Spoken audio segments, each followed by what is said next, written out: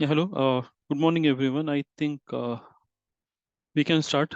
Some of the people are ready to join, but that is fine. I mean, like I have waited for 5 minutes.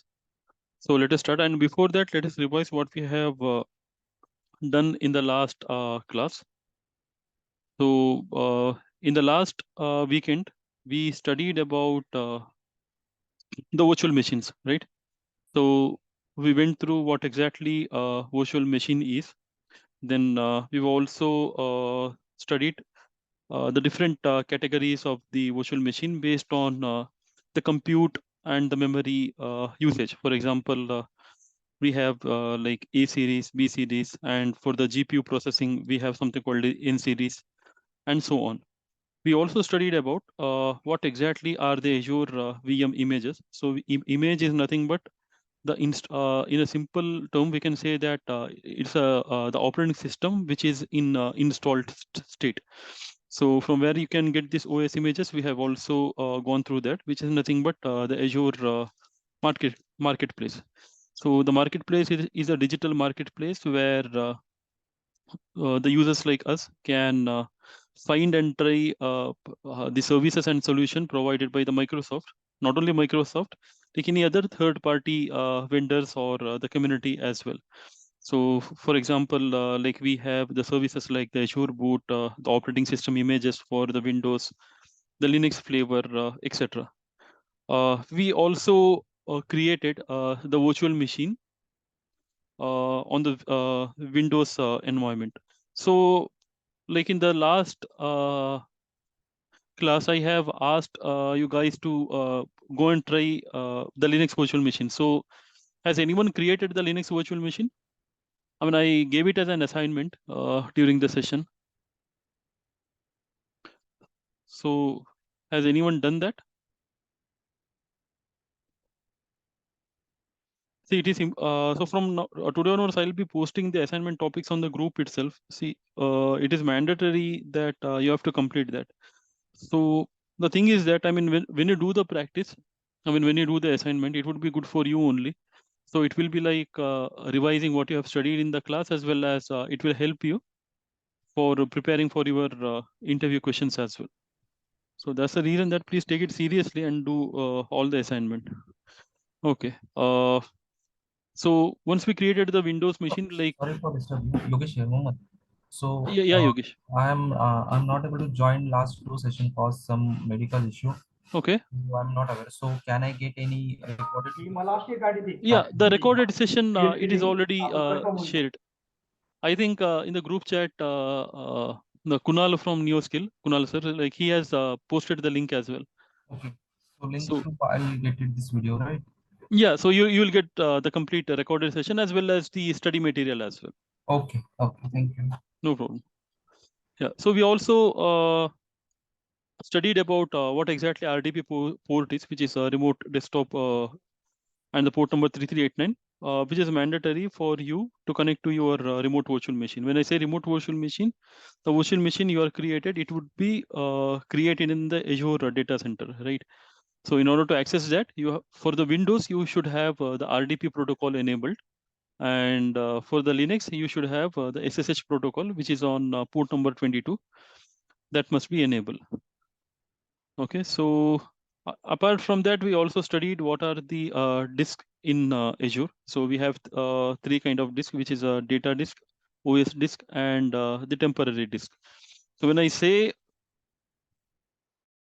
the OS disk, it is nothing but where your operating system has been installed, and the data disk, as the terminology says, any of your application uh, whose data you have to store, that would be stored in the data disk. And we also studied about what exactly temporary disk is. So unlike the data disk and the operating system disk, the temporary disk, it is not created, or it is not sitting on the SAN storage, right? So for in case of OS disk and the data disk, so they are nothing but the VHDs of your virtual machine or the virtual hard disk. So they would be created, and they would be sitting in the SAN storage, which is a storage area network. And since the storage area network is always connected to the underlying physical hardware, through the network. So even if you restart your VM and it will switch from one physical server to another physical server, that will not create any issue. There won't be any data loss. But in case of temporary disk, it is the temporary disk, it is assigned to your virtual machine based on the underlying physical hardware infrastructure. For example, let us say that you have the physical server one, and your VM is running on that physical server, then the temporary disk would be extracted from your server only. I mean, the underlying physical server, instead of creating it in the SAN storage.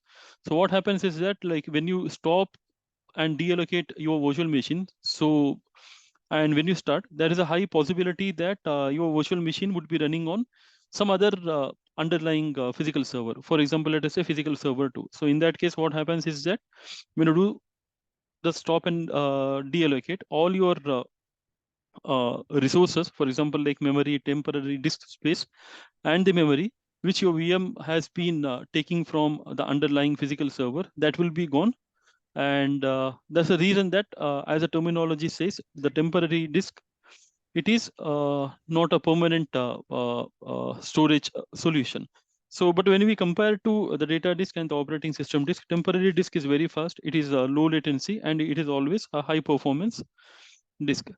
So that was something about the disk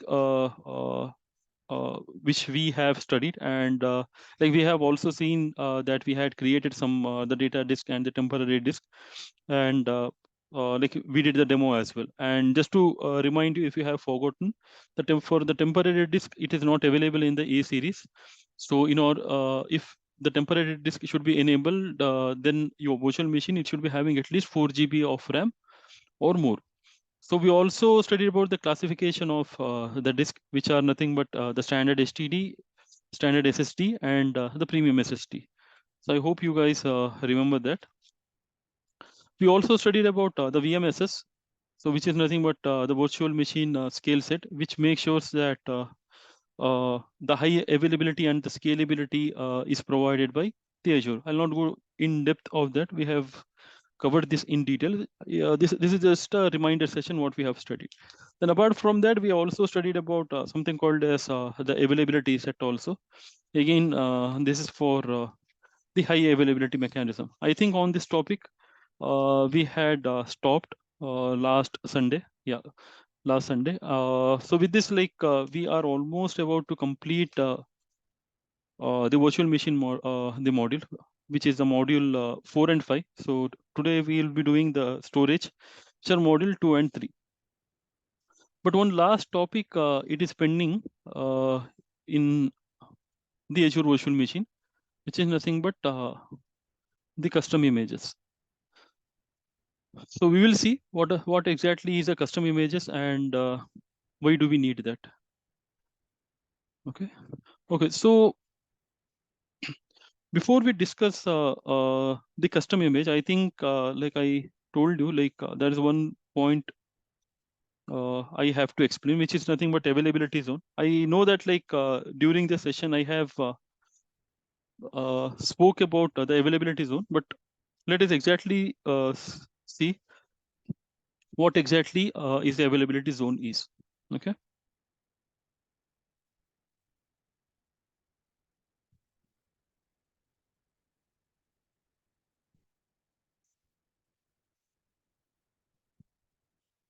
Just a minute.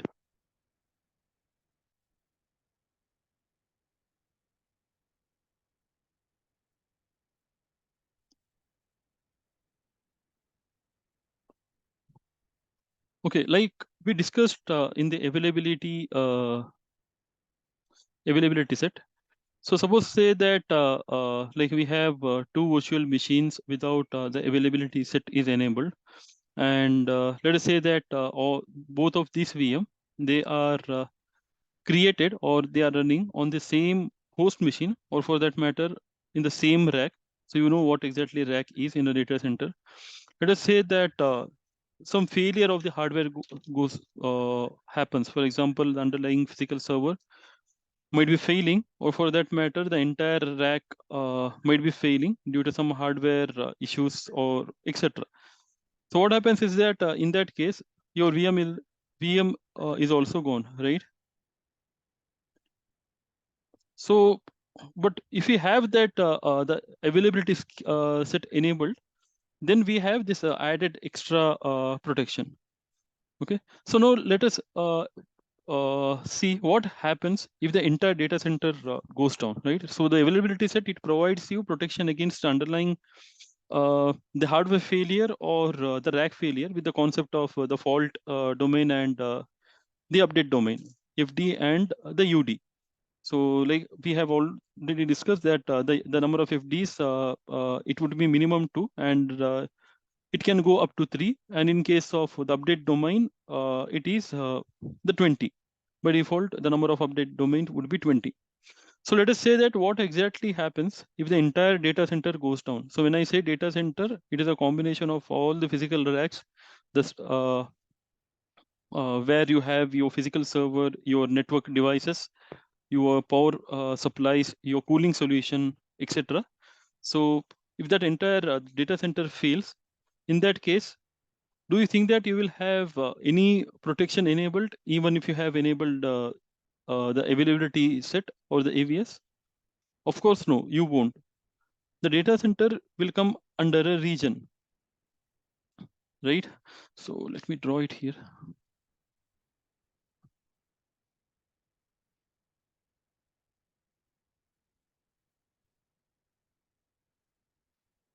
So let us say that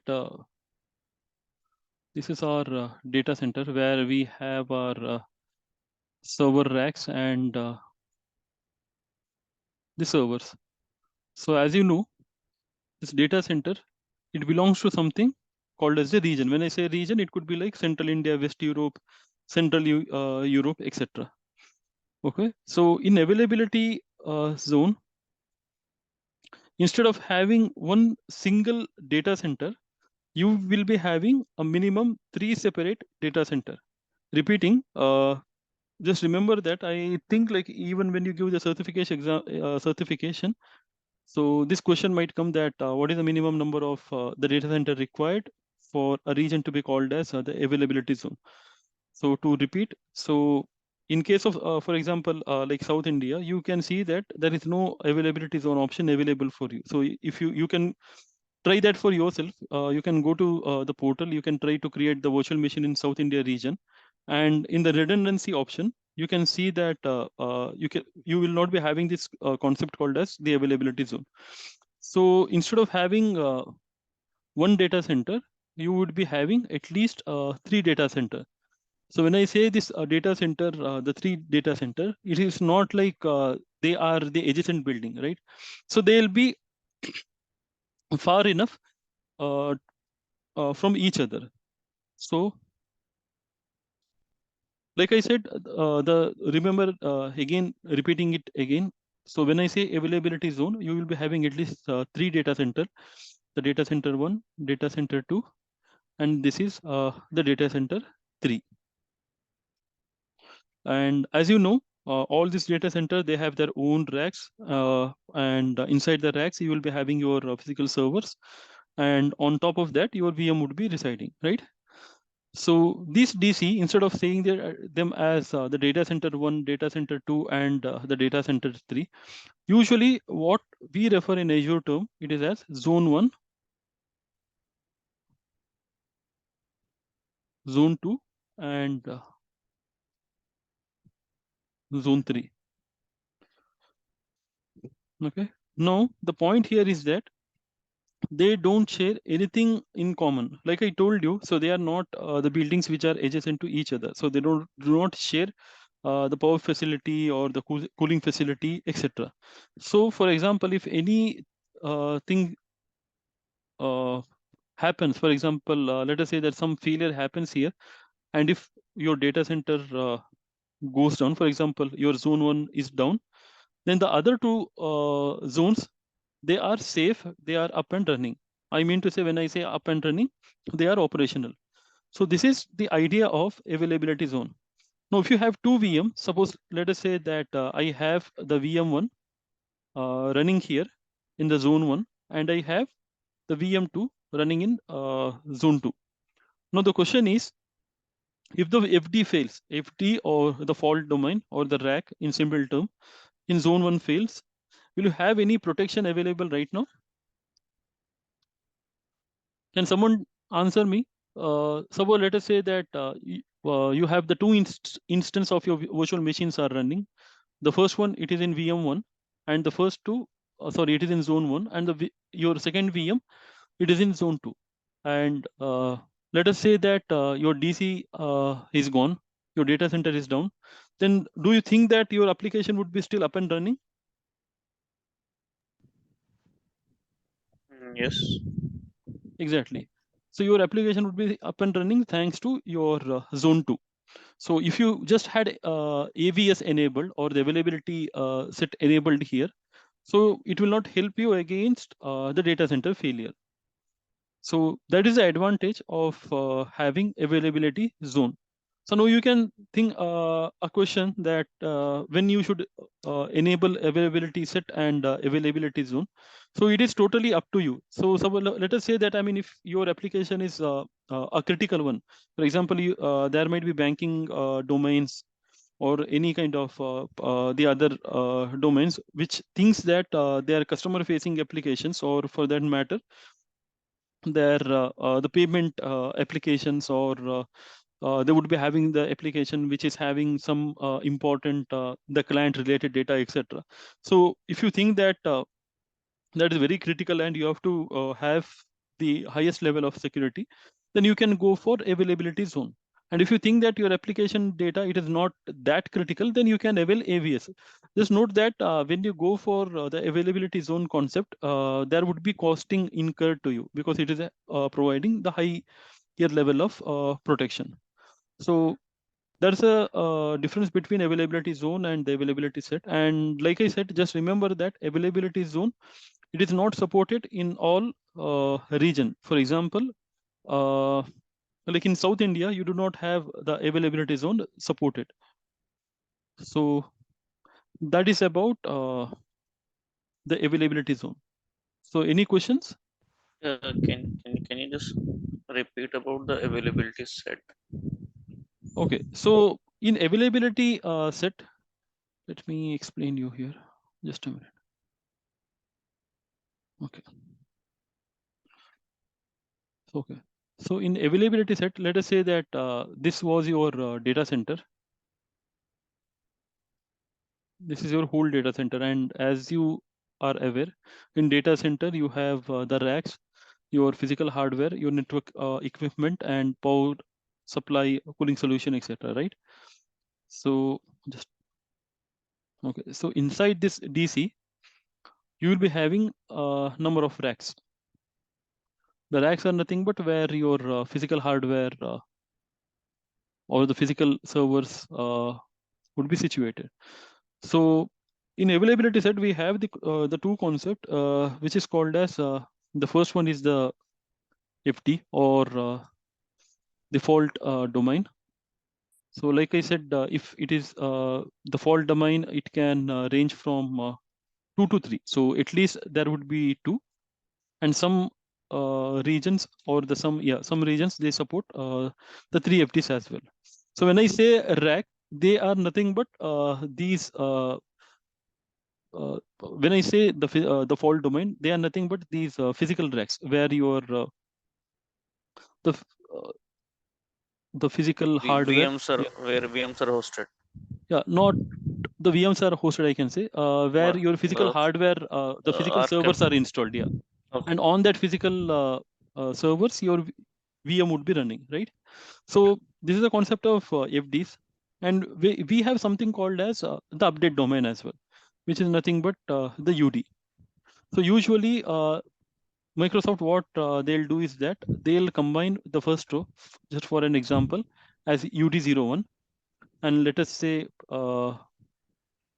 these row as UD1, and this row as the UD2. So let us say that you have your for high redundancy. Let us say that, I mean, not 5. Let's take the consider example of 3 VMs, for example. Let us say that you have an application called as application 1, it is hosted on like you have the VMs for the sake of high availability. So there is a possibility that your first VM, it would be sitting on the FD0, right? And the second VM here on FD2, and the third VM, let us say it is sitting on the FD3. So now let us assume that for some unknown reason, or for that matter, let us say that there is a hardware failure on the FD0, and this entire rack will goes down. So if you, let us consider what happens if you do not have the availability set concept. So if you do not have availability set concept, what happens is that there is a high possibilities that all of your VM could be residing on the same rack, right? So what happens is that if that FD0 goes down, or your first racks fail, then all the three VMs, they would be destroyed instantly, just because their underlying physical servers are not available. But in case of availability set, since we have the three FDs, your VMs are spread across those three racks. So even if this FD0 goes down, or for that matter, even this FD1 goes down, there is a possibility, I mean, not possibility, your application will be still up and running, just because you have the healthy rack 3, which is nothing but the FD2. Sorry, this is FD2. So FD2 is available. Yes, Amir. So basically, in the availability set, we are just creating the redundancy within the same data center Yeah, rather exactly. than going to different data center. Exactly. So the So different this, data center, it is for availability zone, that concept. okay. So in case the this data center goes down, single center goes down, then this availability set will, I guess, fail. Yeah, the concept of availability set would fail, just because like it does not provide you any protection against the data center failure. Okay. So, and like when I I say guess data center failure, so it's not an easy thing for a DC to be failed. It is very unlikely to happen. But just considering the situation that it might happen, like the Microsoft has developed these solutions. so just one thing. So in Hmm. this FD0, FD1, FD2, so all the applications which are hosted is this I mean manually configured by us or by configured by Azure only? Oh, it is That I configured by Azure. See, you did I hope like you have attended the last Sunday's class, right? yes, I So yeah, in the demo, like I had shown you like how to create the availability set in the initially, and we have selected the number of FDs and the UDs, if you remember that. If not, okay. then while creating, I mean, in the next topic, I'll show it to you. It's not an issue. So just remember that when you create the virtual machine, you have to make it as the member of availability set. So if you create your VM, then you think that, okay, I should add it in availability set, then it is not possible. So while creating the VM itself, you have to give that VM a membership of the availability set. When I say membership, you have to associate your virtual machine to your availability set. Okay. Okay. So the similarly, the Microsoft would always perform some uh, maintenance activity. For example, like they would be installing the patches on the operating system. When I say the maintenance of the physical hardware and operating system, so as the Azure user or the customer, you do not have any take in that activity. So they are responsible for maintaining their physical hardware, their hypervisor software, etc. Right? So let us say that, okay, they'll do this activity. They'll install some operating system patches, for that matter, they might be upgrading their Windows operating system from 2012 to 2019 or 22 or so on. So obviously a reboot is required. So as the IT guys, you guys are aware that if you perform any kind of patching activity, or for that matter, any kind of upgrade or update activity, a restart is mandatory. So what happens is that, like I said, with the help of the UD concept or the update domain concept, they will restart their physical servers in a row wise. For example, they'll first consider UD0, they'll restart this UD0. Once that physical server is up and running, they'll go for UD1 and UD2. So update domain will also provide you added protection, because when you select the update domain as the number of update domain as 5, so it is unlikely that all your VMs, for example, in this case we said 3, right? So it is impossible that the Azure will assign them on UD0.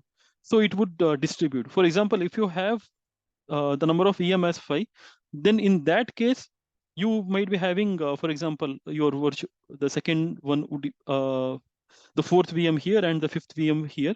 Even if the 2 VMs are residing and the UD0 is getting restarted, it's not an issue for you, because on UD1 and the UD2, you still have the replica or a copy of your application up and running, right? So that is a concept of availability set. So is that clear to you?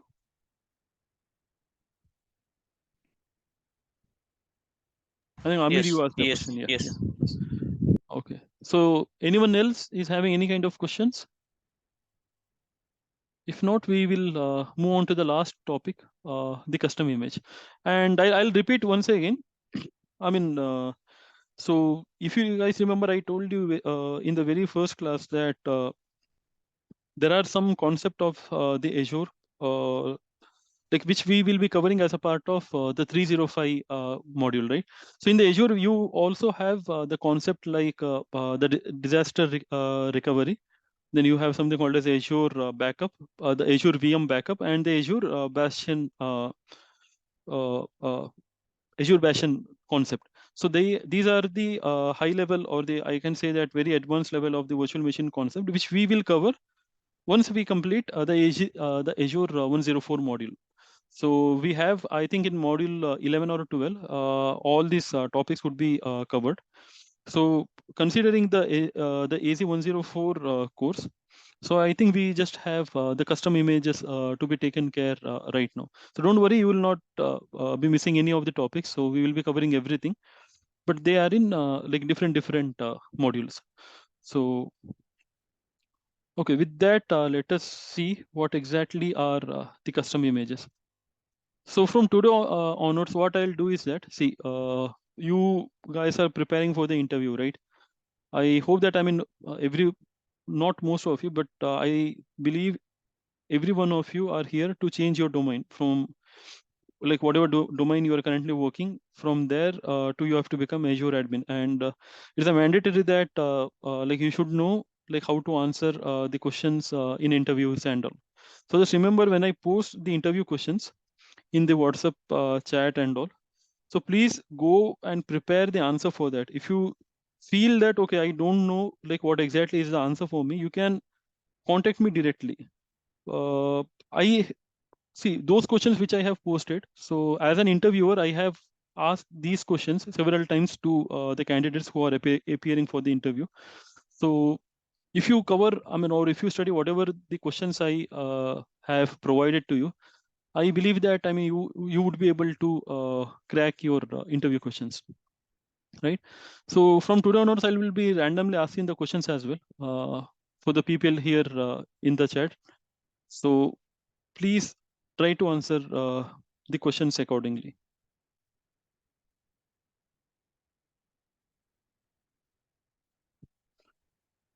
Okay, so can before going on to custom images, can someone unmute and tell me what do you understand when we see the images?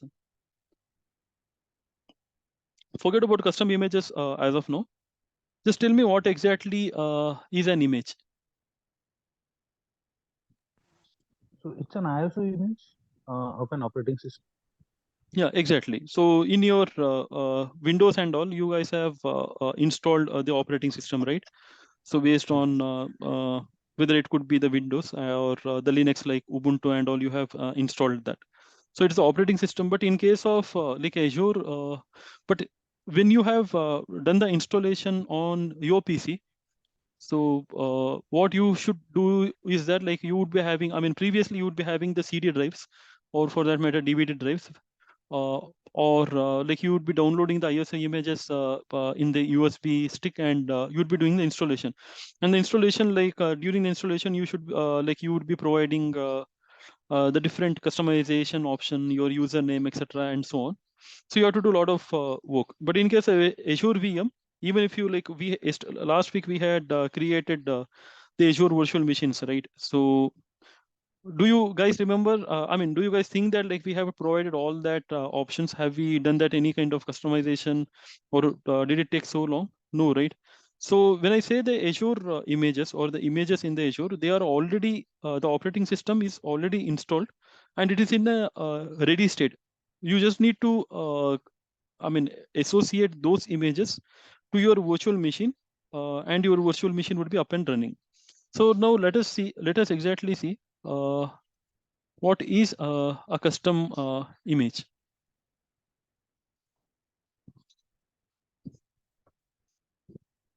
Okay. So now, so let us not. Okay. So now moving on to the custom images, you can see there are different images available in the Azure Marketplace. So repeating again, the Azure Marketplace is a digital marketplace. It's just like your the Apple the place, the App Store or the Android Play Store. So instead of having the applications and all, you will be having the operating system images or any kind of uh, community packages or the Azure provided solutions, etc. Right? So if you wanted to create image, so how will you do it?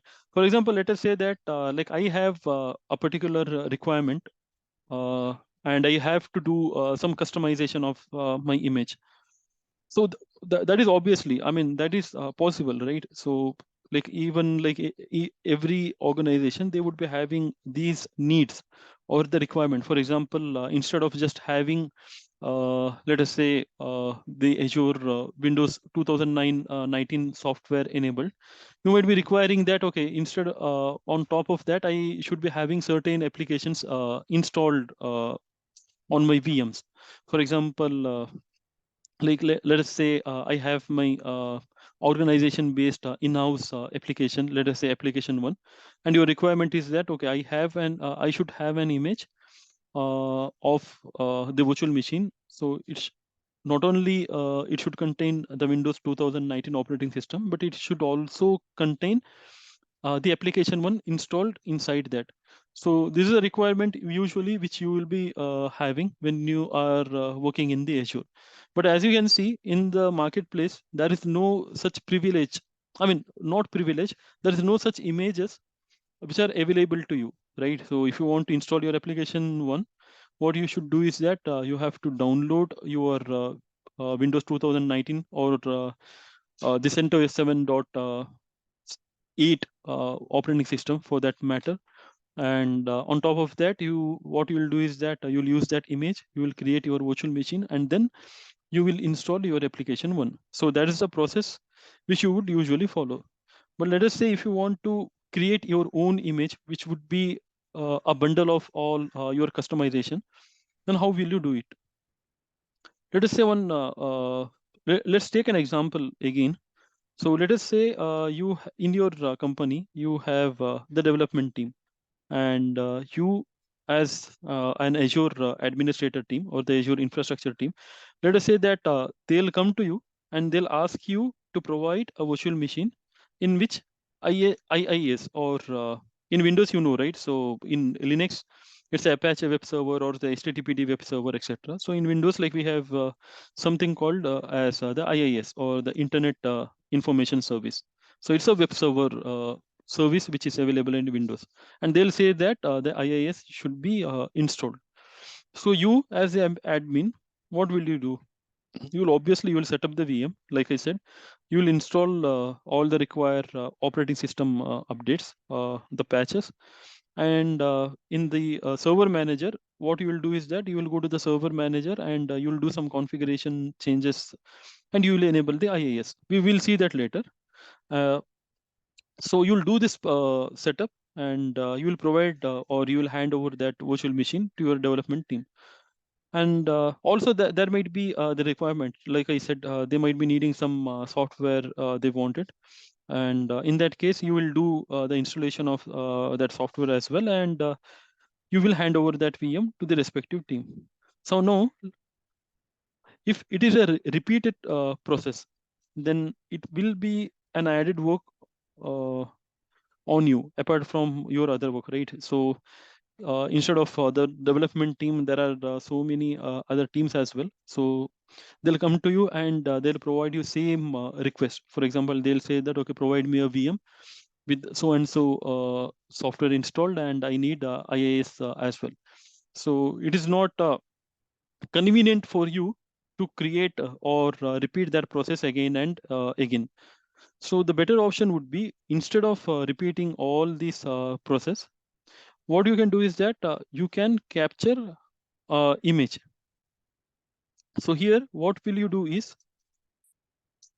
you will deploy a new VM or a virtual machine or the virtual machine, and you will do all the required installation. When I say the required installation, it would be the installing the patches and any custom software. Then you will capture the image of it, and if you have captured the image, now that image can be used for the repeated deployment. For example, let us say that okay, you have done or you have completed all this installation, and like you have captured the image. I'll show you. I'll show you with the demo. And if you capture your VM as that custom image, or what you can do is that instead of creating the virtual machine again and repeating the step, so what you will do is that so instead of selecting the Windows 2019 operating system image, you will select your own image which you have just captured. For example, let us say that the image is custom 123. So what you will do is that you will create a VM. You will select the image as custom 123, and you will click on create VM. So what happens is that when you have created this virtual machine, and if you go to that virtual machine, and if you see that all the patches are already installed, and the software is also installed, and you will also see that your IIS will also be enabled. So what happens is that it would significantly reduce your manual task, and you need not to repeat the process again and again. So let's do a simple thing. I think if I do a demo, it would be easy for you. Okay.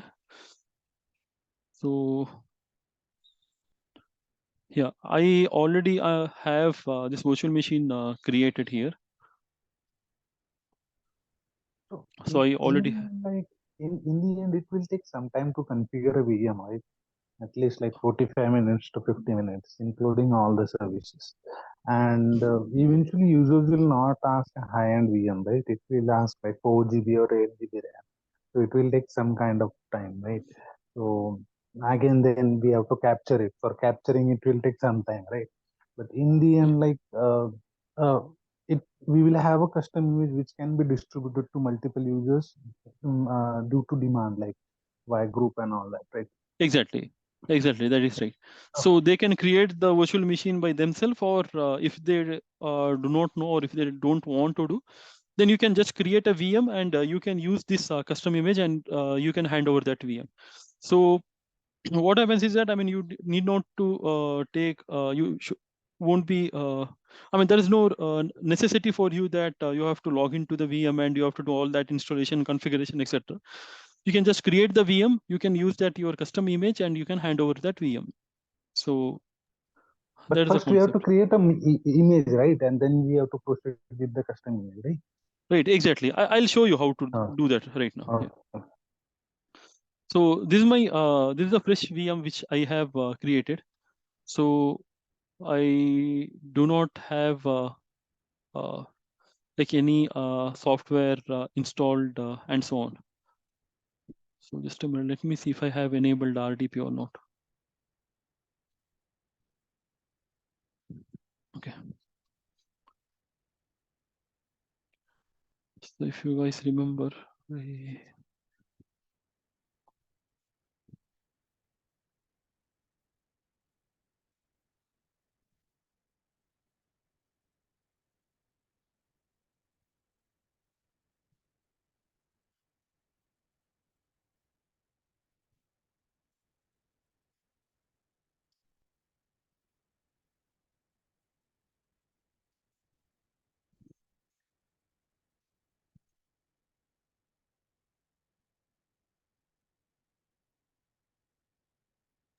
Mohammed, Yeah. so basically we can create our own templates in Azure and we can use them accordingly. Is that you want to say? Is Yeah, the question? exactly. Right. You can consider it as a template image as well. Mhm. So like even like when you join any company or for that matter, if you within the same company, if you change your project and all, if you are going to the Azure team, you obviously will be having these custom images installed. So this will be a part of your daily activity. Okay, so let me do a demo. So what I'll do is that in the server manager, I will enable the IIS, which is the web server enabled. I mean, I'll configure that, and I'll take the image, the capture, the image of this, and with that we will create a new VM, and we will see if it is working fine as expected. So let me do a demo, and if you have any queries, just let me know. Okay. So this is my VM. I have opened my server manager. So here, you guys can see my screen, right? Yeah. Okay, sure. Yes, yes. Okay, thank you. So in the manage, you can see this option here, add rules and features. So just click on that.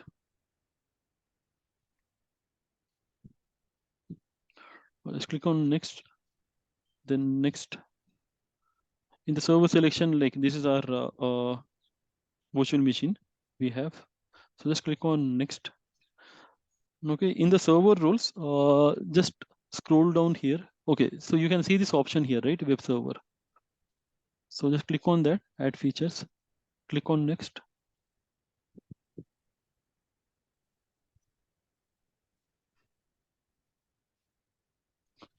And you'll click on install. So this will take some time.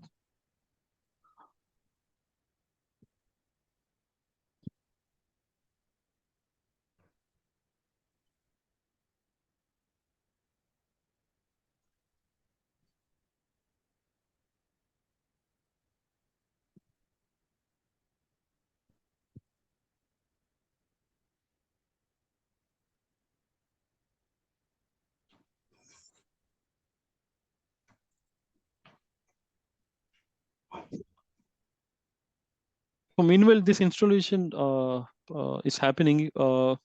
Anyone is having any queries, or like, do you have you not understood anything in custom image? So custom image, you can consider it as a template, or which you can use to provision your virtual machine. So instead of doing the repeated task again and again, for example, see, as an Azure administrator, if you have to, if you get a 10 request stating that you need a virtual machine with a 2019 data center, and you have to have IIS enabled. So if you have the 10 requests, you can see now, like it would consume a lot of time for you, right? So this is not, I mean, usually you will be having a lot of dependencies or the software, etc., to be installed. Suppose let us say that, I mean, if this process would take you approximately 20 to 25 minutes, and if you have 10 requests, it means that like 25 into 10 is a 250 minutes you have to spend on those 10 requests. So instead of doing that, you can do it as a one-time process where you will install the VM with the required operating system. You will install the dependencies, and you'll capture the image. And next time, and for all the 10 requests, what you will do is that you will create a VM, and you will use that custom image, and you can distribute to them. Instead of 250 minutes, it would hardly take you 15 to 20 minutes to do that, depending upon how fast your virtual machine is created. Okay, so our IIS web server is installed right now. We refresh. Okay, so you can see it here. So previously it was not present. Now the IIS is enabled and it is present.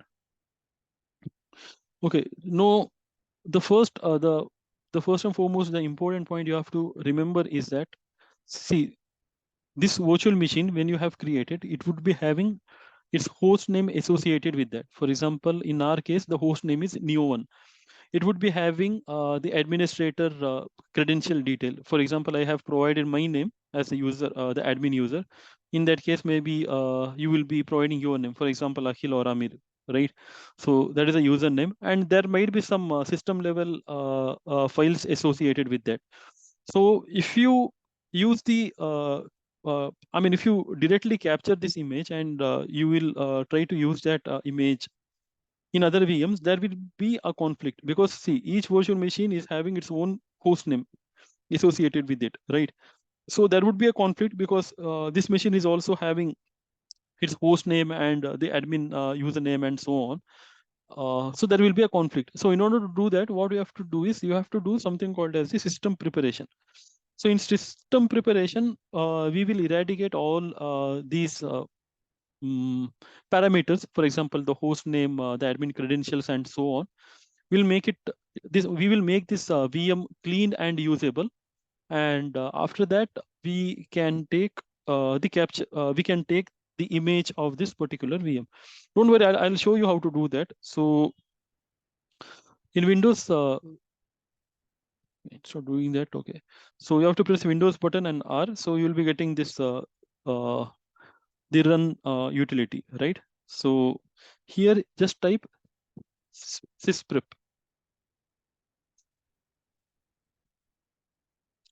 So when you do that, you have the small the software or the code enabled for you. So just click on the setup, system preparation. So just remember that I'll repeat it again before capturing the VM. It is mandatory that you will do this system preparation. So in the system cleanup action, like I told you, right? So what it will do is that it will do the cleanup action. It will remove the entries or the parameters like your host name, admin credentials, etc., or so on. So in the system cleanup, let it be this option itself, that is enter system out of box experience, OOBB. Then you have to click on generalize. And in the shutdown options, you have to do shutdown. We do not want a reboot. Once the preparation is completed, you have to shut down so that your virtual machine would be in a stopped and deallocate state, right? So I'll click on OK.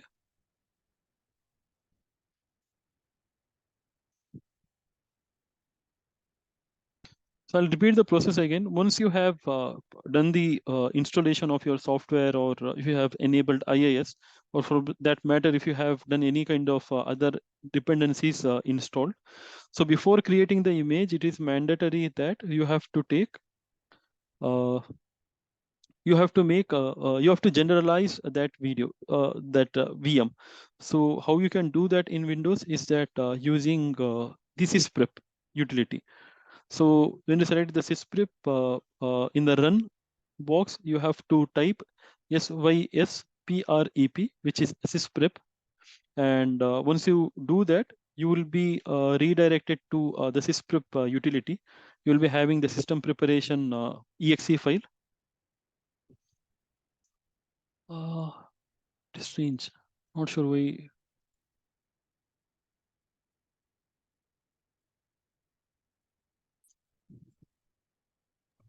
So generalized means like in the sense like it will remove all the event logs and all that things, right? Exactly. So it will be like a fresh image out It's of a fresh box, image, right? fresh VM. So even you know, right? Because you cannot capture the event log or your administrator details or the host name, etc., to as a template. So it should not be present in your template. So that's the reason that we are generalizing the VM. And So it will also remove the restore points, right? yeah, it will remove everything. It will make a clean template Yeah. of your virtual machine. So let me take the RDP again. I don't know like how the system got terminated. Strange.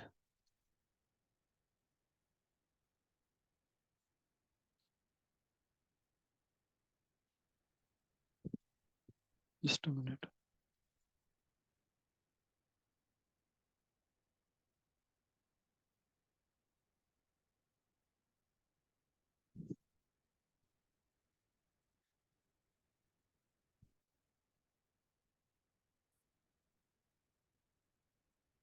Okay, yeah, it is done. So that's the reason that the system preparation it was running, and it has stopped the VM. So once you can see that the status is stopped here. So can you see this option here called as the capture? So you have to click on this button, which is nothing but the capture.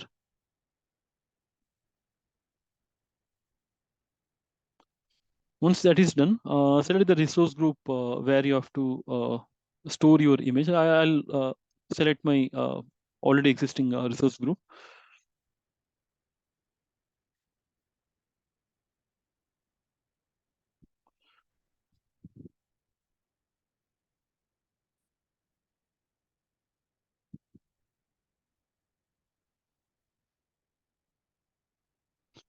Just 1 minute.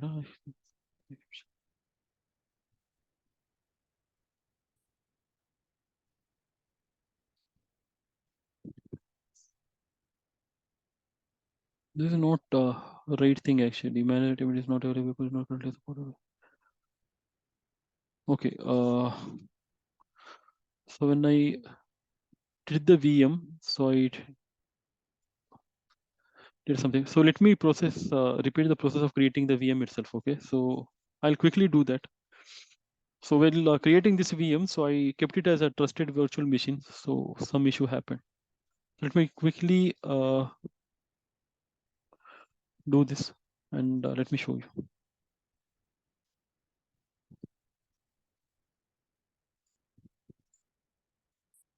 So yeah, in availability options, I'll keep it as a no infrastructure. So if you want to create availability set, you have to click on this option, and you have to create a new. So someone was asking that time, right, how to create that. So you have to give the name, you have to define number of fault domains and the update domains. So in our case, I will select it as no infrastructure redundancy itself. I'll keep it as a standard, and I'll select Windows 2019. I'll select the size as B2MS. And meanwhile, if you guys want to do this demo with me, you can do it right now if you want. And like I told you, I have enabled this port. So in the disk session, I'll just uh, create a data disk as well. Just click on OK. I'll click on review and create.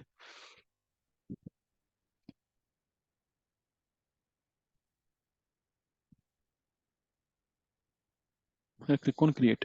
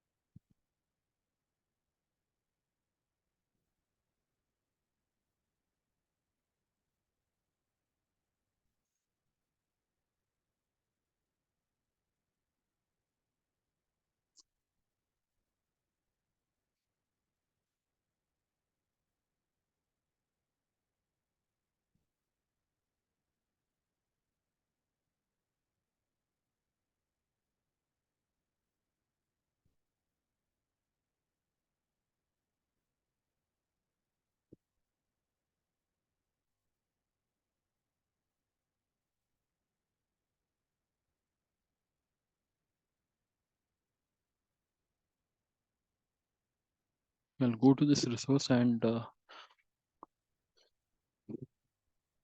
me copy this public IP.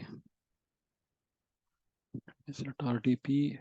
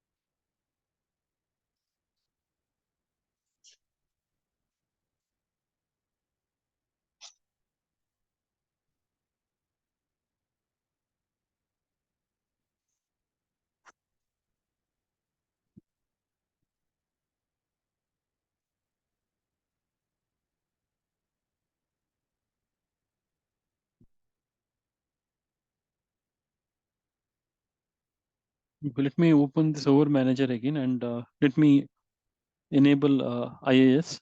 Then after that, I'll do system preparation.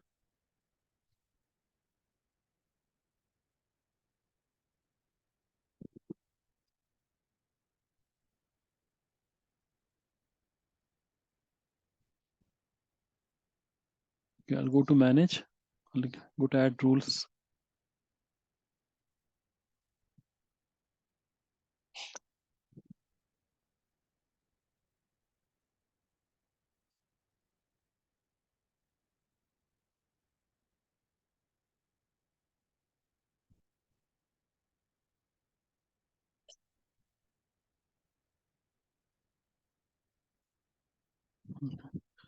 Click on next. Next. The servers are VM2. I'll select this web server IAS. Click on add features. Just do next, and I'll click on install.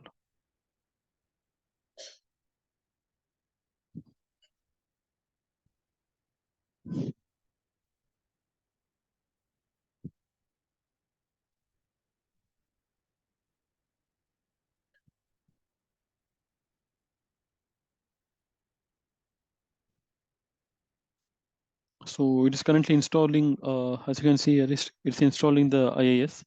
So once the installation is complete, we will do the system preparation and we'll try to capture the image again.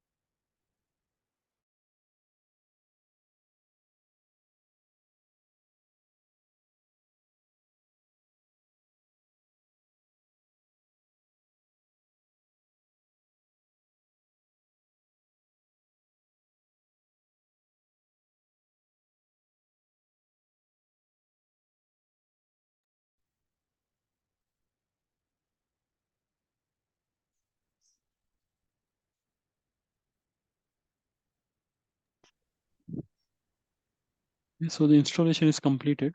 As you can see here, the IAS is visible. So I'll do this prep in the run box. Just double click on this utility. You just need to generalize and you have to shut down.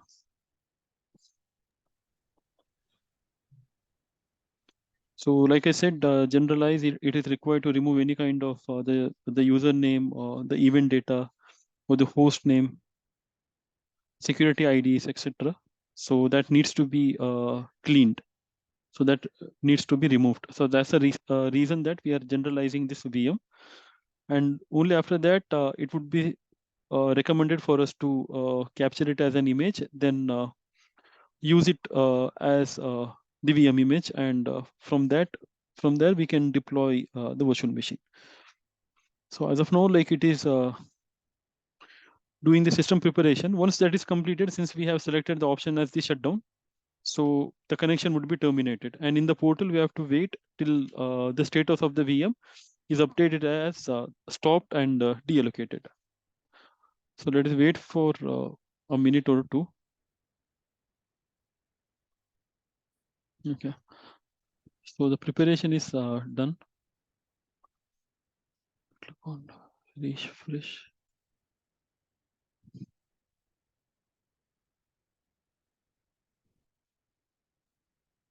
Okay, so the status is stopped right now. So I'll do that. I'll click on the capture. So I'll do it as a managed image only. Okay, so once that is done, I'll click on, you can provide any name. For example, let me give the name as new skill custom image. Okay, I'll click on review and create. I click on create.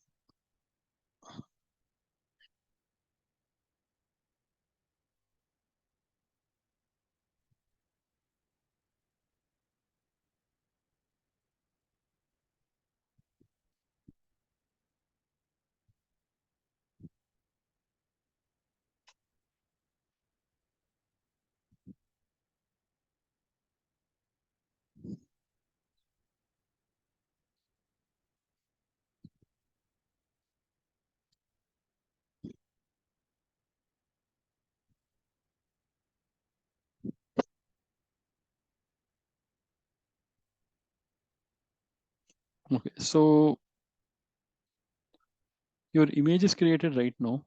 So it is present here. So what we'll do is that let us create a new virtual machine and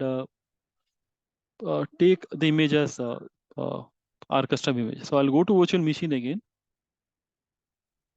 Just click on create Azure virtual machine.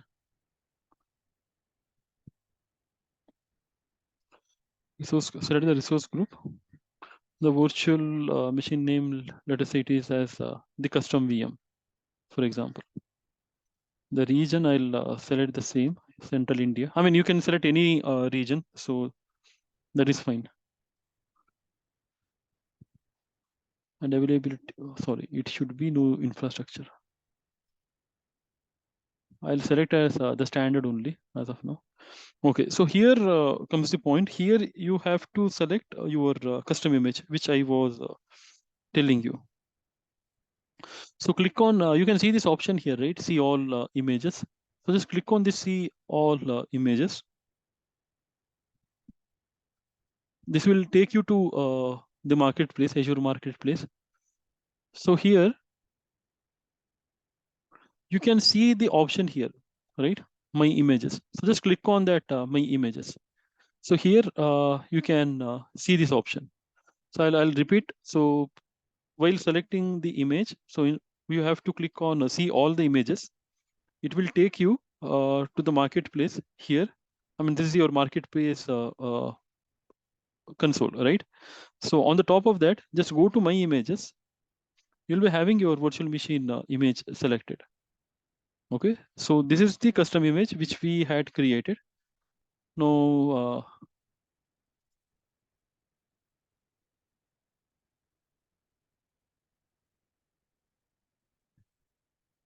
If it can be covered by any remaining credits on the option.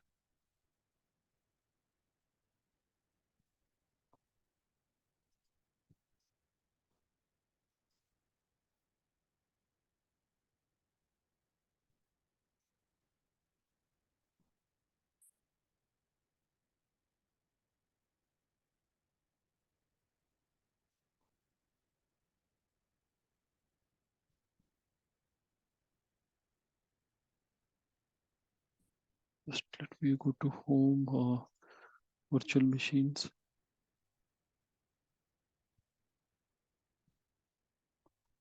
Let me delete this VM. So when you are on the pay as you go model, you will not be having this quota related issues and all. Okay, so on the free trial there is certain limitations I told you. Let me delete this VM and let me check if that option goes off. Only three IPs are allowed. Only three Yeah, machines that's the can reason. be- That's the reason. Yeah, only that's the thing. So you have to be very careful. I mean, like as soon as you create like any VM, just make sure that you delete, or at least you can keep at least one VM and you can delete rest of them.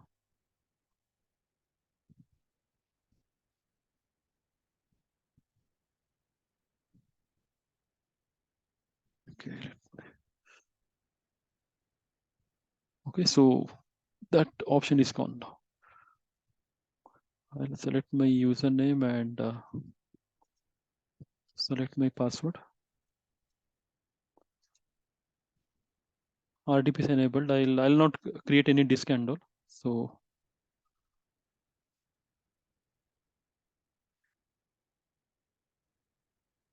just a minute.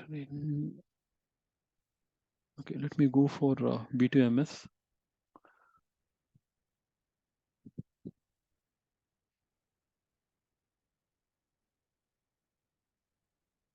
Okay, this data disk is already created because we had that data disk, right? When we had created that.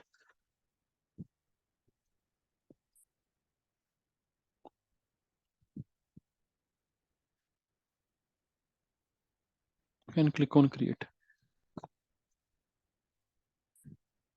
Let me see. Okay, these two VMs are gone now.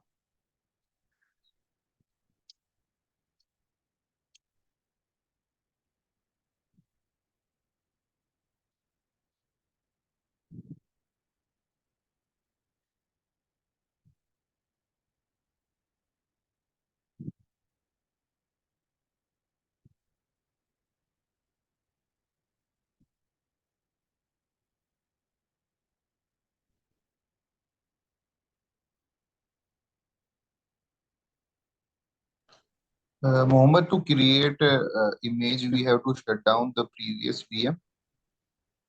Yeah, see, when you do the system preparation, when you click on this is prep utility.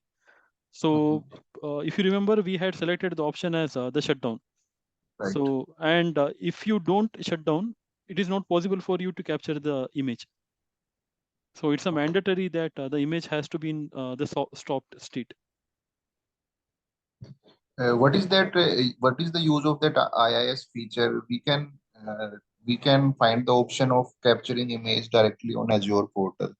So what is the use of that IIS feature Okay, that we have? IIS, it's a, like I said, abbreviation in Internet Information Services. It's a web server. So have you heard of web servers like Nginx or the Apache, HTTPD, etc.? Are you aware of that? Yes. Yeah, so just for the sake of demo, what I have done is that I have like imagined, 1 minute.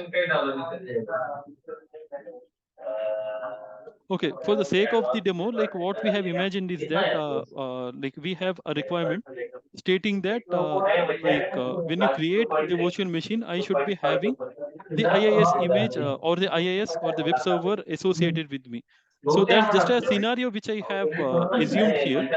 So it is not mandatory that in order to capture the image, you have to enable the IIS. So that is just an example. So instead of doing that, you could have also installed any Windows program or the software which you require, and you can capture the image. If you do not install anything on your virtual machine, and if you capture that image, so that is of no use, right? Because you already have, for that purpose, you already have the custom images available for you, whether it could be Windows 2019 or the Linux, etc. Right? So if you do not install anything on your image, and if you capture that, it doesn't mean anything. So it's just a, I can say that, I mean, it's totally completely useless, right? So that's the reason. This is just an example that like we are enabling IIS, and we are capturing the image. If you want to practice yourself, what you can do is that you can install like any other software. For example, Notepad plus plus. I'm not talking about Notepad. I'm talking about Notepad plus plus. So you can install that Notepad plus plus in your VM, and then you can capture the image, and you can see when you capture this image and use it to create another virtual machine, you can see that the Notepad plus plus is already created by default. So this is also another scenario which you can do if you want.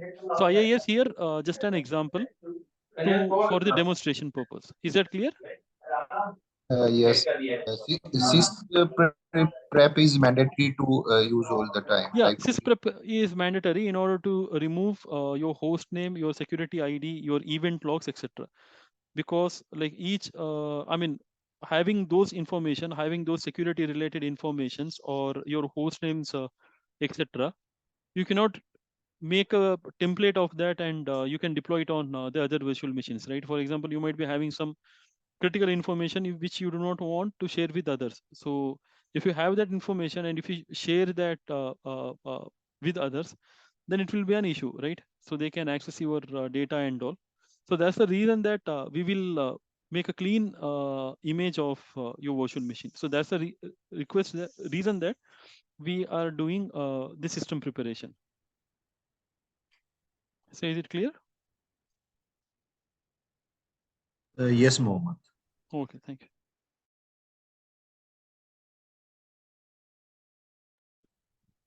Okay, so we have created this custom VM using our custom image, which is a NeoSkill, which I had created.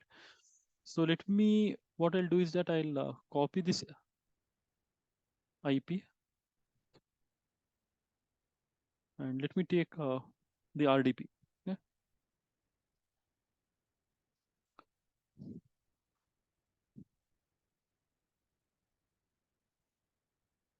And one question, quick question, just comment in chat. So who has working experience in Linux? If you have experience in Linux, just type yes. If not, then please type no. I request every participant to do that, please. If you know Linux, then type yes. If not, then type no. Okay, Ami, Neeraj, Rohit, no. Akhil, no.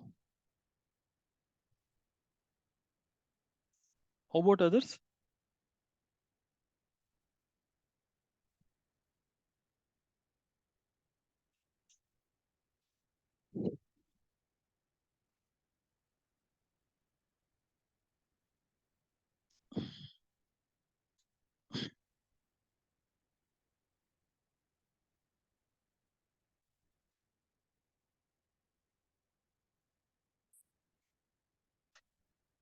You have 4 more people to confirm.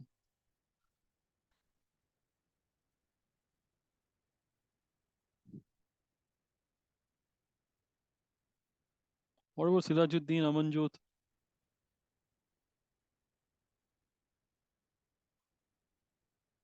Neeraj, Yogesh?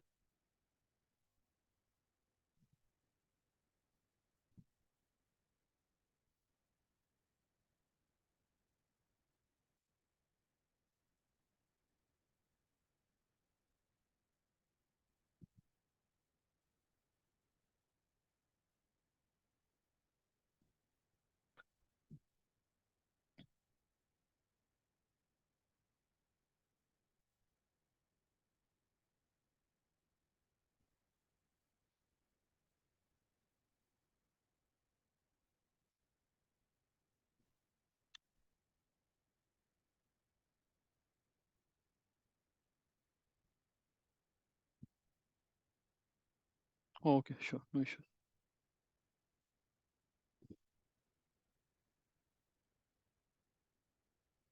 Okay, as you can see here, this IIS server, it is enabled right now, right? So when you install the Windows operating system, Windows 2019, so IIS would be enabled.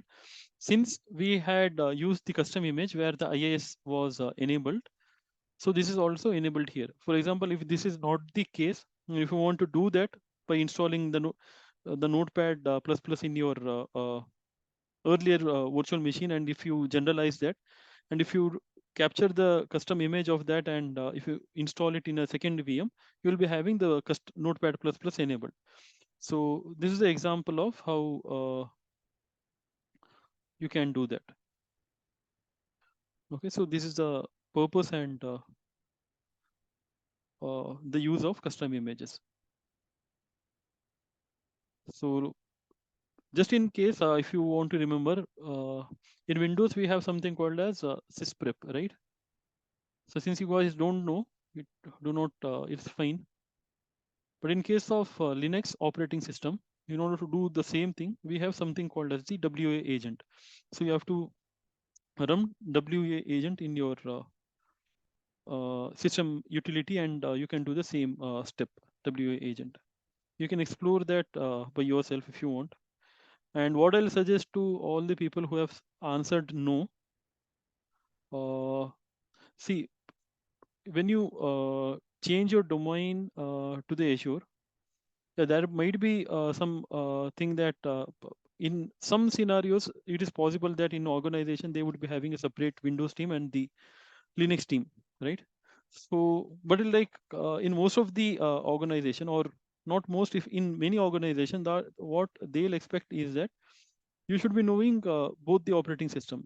Uh, so what I'll suggest you guys is that parallelly, side by side, start getting the basic idea of the Linux operating system as well. It is good for you. And if you want to change your domain in interview question, you can expect the questions on the Linux as well. So the current market scenario, it is so much in high the competition is that the interviewer or the companies, they would be needing that you should know all everything. So they are looking for the resource who has knowledge in both the operating system. See, it is fine if you are working on the Windows, it is totally fine. It's not an issue because there are so many companies which depends on the Windows, and you can easily crack the interview as well. But for to get the added advantage, or considering it as a bonus, in order for you to consider, I'll suggest you guys just to have some at least basic idea of Linux operating system. Like just go through the commands of the Linux and all, like how to create. I mean, so it is what I request you guys. So when you have the time, please go through some Linux operating system basics, and make sure that you know at least basics of Linux OS as well. Okay, so that is what about the virtual machine module. So in virtual machine module number was 4 and 5. So with this we complete the virtual machine. So before that, I wanted to before moving on to the next module, I wanted you guys to show you something. Okay, so that is not in the module. I mean, these two topics, they are not in the module. Just for your understanding, I'll show you. So first, the topic which we'll cover, which I want to tell you quickly, is something called as the locks, or the resource locks.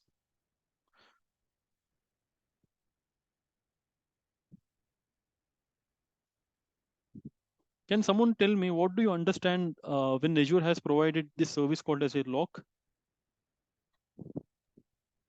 The hardware will be locked, or it will not be allocated to another VM or something like that.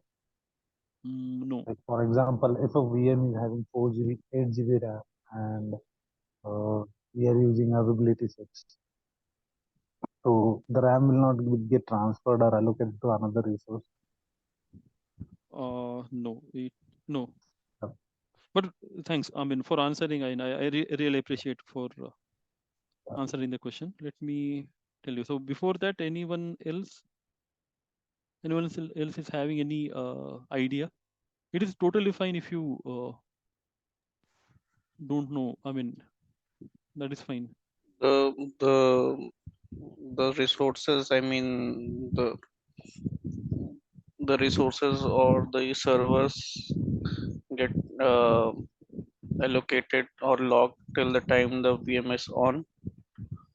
No, no, Amir, no, that's not the case. But I appreciate It your will, it will, participation. Yeah.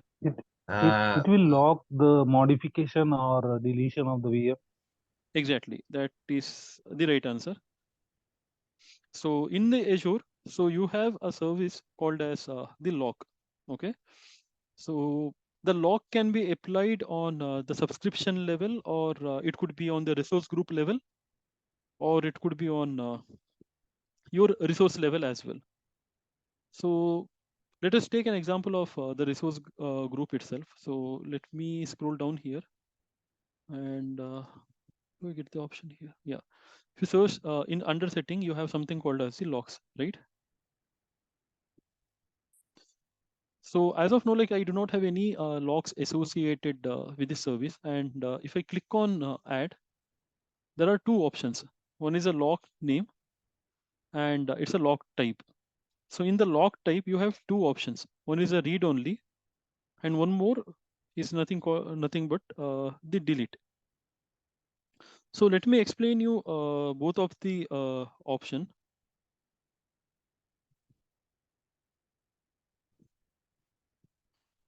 So consider a scenario stating that okay, your teammate who might be new to the organization. Just an example, just a typical scenario or the example I'm telling you. And let us say that like you have provided him or her the access to your Azure portal, or you have provided them the required necessary permissions and all to view your resources. So what happens is that due to the lack of understanding, or due to the lack of knowledge, or by any reason, what they'll do is that like they will by mistakenly delete your resource. Okay, for example, if I consider my resource group 1 as of now, like you're having a lot of resources, right? So they might not be aware of that. So what they can do is that they can go to this, for example, let us say the NSG, for example. Well, we will see what exactly NSG is and all later on. This is related to your network security group. So what they'll do is that they'll go ahead and they'll click on delete. Okay. So what happens is that when they do that, that resource is gone. Azure is not responsible if you delete something by yourself, right? So in order to prevent any kind of the accidental deletion and all, they have introduced a concept called as the Azure logs. The Azure logs are nothing but it's a way to prevent accidental deletion or any kind of modification to your Azure resources. For example, like I showed you here in my resource group 1, let us say that I have, let me take this data disk example only. If I want to do any kind of modification and all, I mean, or if I want to delete these resources and all, if you want to prevent that, you have something called as the Azure the logs. So it is for security purpose and the management of the resources purpose, they have enabled it. So we have, like I told you, we have two types of logs. One is read only and cannot delete. So let us see what exactly is a read only. So what happens is that when you click on, when you select the read only log, it would prevent users from deleting the resources. So the users can read and modify the resources, but they cannot delete it. For example, if you have the virtual machine and if you want to upgrade the virtual machine's size, for example, okay, let me come here.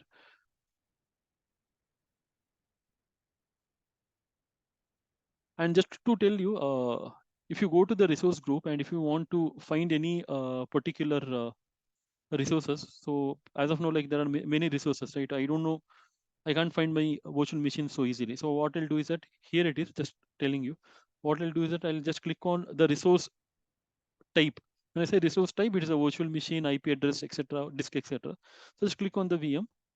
So it would be easy for you. Or you have the filters and all. You can explore that today after post the session. Okay. So suppose let us say that you have the custom VM here. So custom VM is a VM name. So currently the size is B2MS, right? So if I can stop that and if I can click on a resize, I can easily do that.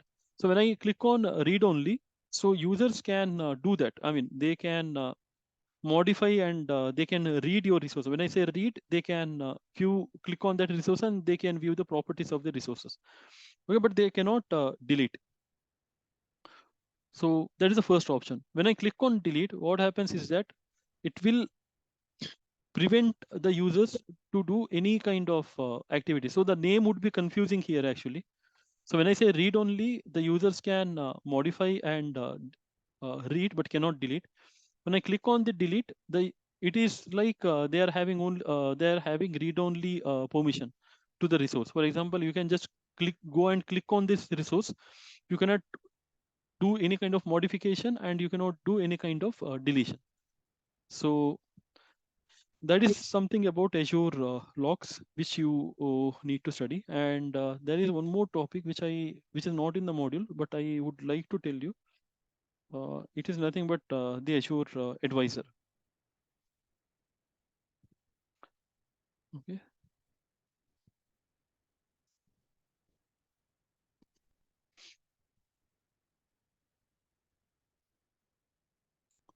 So it is nothing but the Azure advisor. So when you say the advisor, when you come across this terminology, which is nothing but the advisor, you can make a guess, right? So advisor is someone who would consult you and who will provide their 1 minute. Sorry. Yeah, who will provide their suggestions and recommendation to you based on their observations. So similarly in Azure, they have provided a service which is called as the advisor. So you can consider it as your personalized cloud consultant, and it helps you to optimize your Azure resources. So it provides the recommendation on the areas like the cost. It can tell you how to improve the cost. It also provide the recommendations about securities.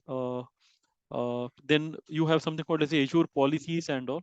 So we'll see that later, and the performance of your resources. So it will collect the data. It will collect all the backend data from these resources, and it will provide the personalized recommendation for you.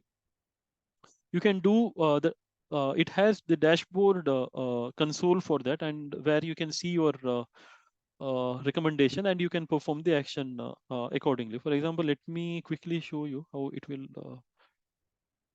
So you just have to click on the first option, Azure Advisor. Just go to that Azure Advisor overview. You can see different parameters, like I said to you, right? For example, in cost, it is saying that like you are following all of our cost recommendation. And if you click on the cost recommendation options, you can go through that. I mean, later on, I'll suggest you to go through all these links, which is the cost recommendation action, and you can optimize your cost. Suppose if I was not providing, I mean, if I was not following the recommended costing, then it would have given me some security, not security. It would have given me some points stating that okay, you are following so and so. Try to minimize your cost. For example, in security, you have 7 recommendation here, as it can it says you have 3 low impact security, 1 medium impact, and 1 is a very high impact. And if you want to read that, you can just click on this impacted resource,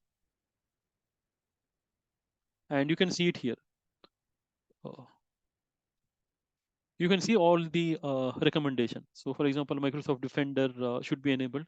We'll see that later, what exactly Defender is and all in the next modules and all.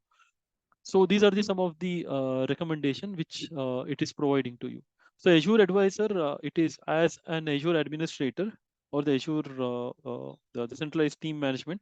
You should be aware how to use this advisor smartly and recommend and optimize your resources based on security cost or the performance, etc. So these two topics I wanted to tell you. So I mean, this is not the part of the module, but just for your information, I told you. So and you can download your copies as the PDF or CSVs, and you can do that. Okay, so this is all about the Azure VM. With that, we have totally completed 3 modules here. First, if you remember, first was the cloud computing and the Azure basic introduction. In the module 4 and 5, we have the Azure virtual machines, and today we will cover the module 2, which is nothing but the Azure storage account.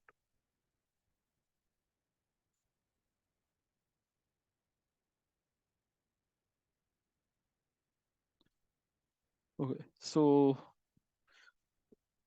anyone is having any kind of queries or questions regarding any topic which we have covered? So when we apply a resource log, Akhil, can you speak more loudly, please? Your voice is low. if we enable the resource log, will it stop any writing in the VM? No, For example, like it will not impact any read-write operation on your disk or anything like that. It is just for deletion and modification, right? yeah, deletion and modification. Of the So that VM, is right? preventing, Not on yeah, the OS, right? not on the OS. And the thing is that yeah, like I told you, whether it is on your application performance or like on the operating system and all, it will not impact anything to you. When I say modification, it is not like whatever you do inside your virtual machine. So it is something related to, for example, might be changing the VM.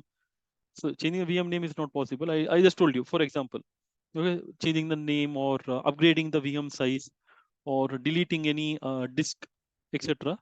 So that is what is not possible when you enable any kind of locks.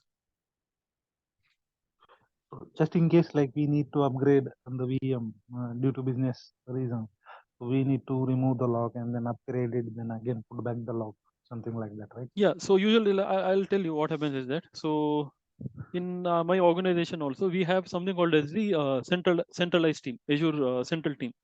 So usually, like in every organization, you will be having a central team, and under that central team, there will be a different uh, the pods. When I say the pods, like the different teams who would be having their own resources and all. So as part of the central team, they are responsible for making sure that security is present or the optimization methodologies are followed as per the organization expectation. They would be setting certain policies in Azure. They would be setting up the logs and all. So what you'll do is that if you want to perform any operation, so you will request, I mean, you will raise a service request to them, to that Azure central team, and you will say that, like, I have to do these upgrade activities. For example, like you said, if you want to, as per the business, you want to upgrade your VM size, etc., and so on. So what they'll do is that for temporarily, for example, they'll ask you the activity details. For example, like for how many hours this activity will go on and etc. So for temporarily, they will disable these logs, and you can perform the activity. And usually for your development or your QA environment and all, the logs are usually not present. So kind of for your production environment and all, they'll be enabling the logs. So there's a standard followed method, Akhil. Is it clear to you? Okay. Yeah. Okay. Okay. So what we'll do is that we'll take a short break. I mean, it is a 11:10 right now. So you guys just tell me like how much time you need for a break, like 10 minutes or 15 minutes. Just let me know.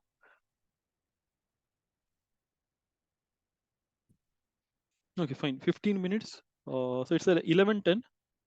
I'll start exactly at 11:20. Okay, so please be present at 11:20, and I'll start the session.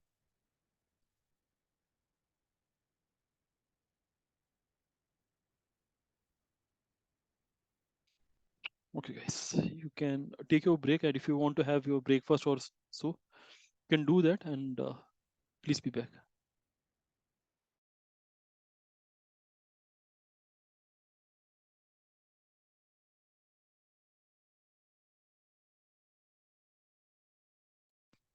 sorry, it is 11:25. You need 15 minutes, right?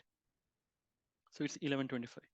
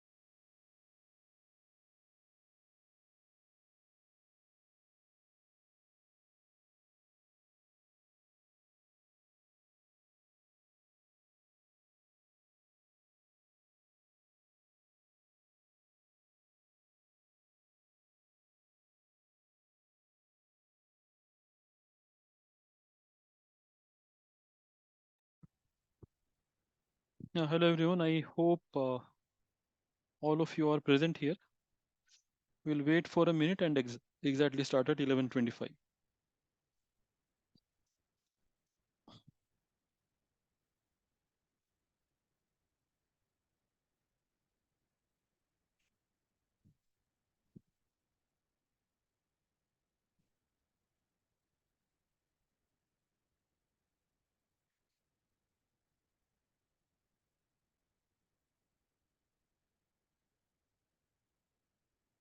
You can see there are two Santosh B here. So Santosh, is it, have you logged in from any other device as well? Santosh B.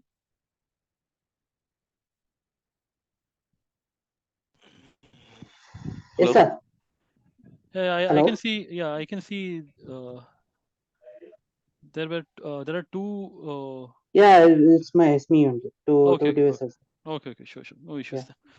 Okay. Okay, it's 11:25. Let us not waste any time and let us start. Okay. One random question. Can I ask? Yeah, sure. Who is it? Yeah, Amir. Yeah, Amir. Yeah, tell me.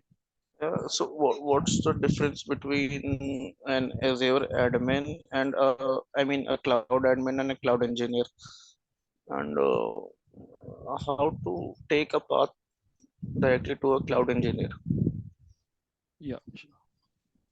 So just for your knowledge, you're asking this, right? Yes, yes. See, basically, how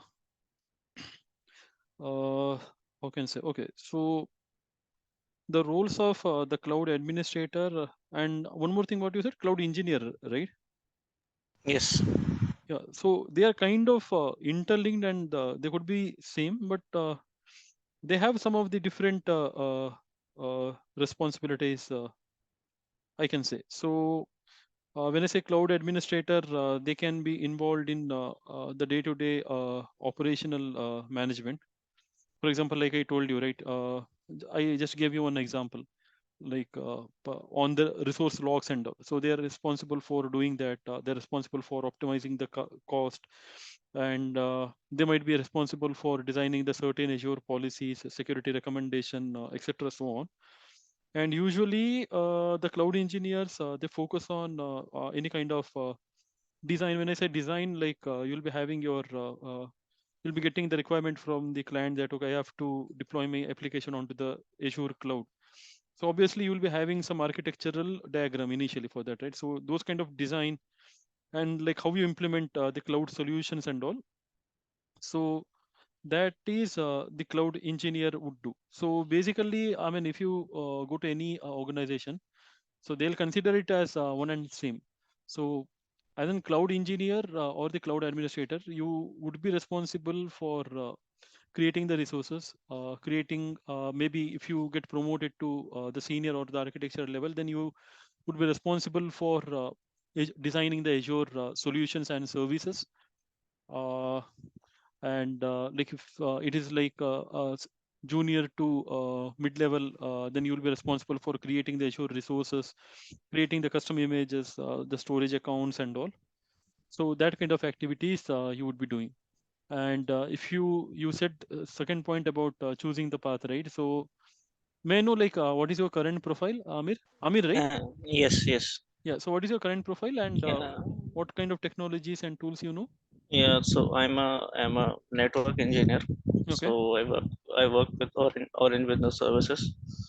So in day to day we're managing networks, and also along the side I also have I mean we are moving into cloud, so I work on SD-WAN, Okay. and in cloud security we have Zscaler.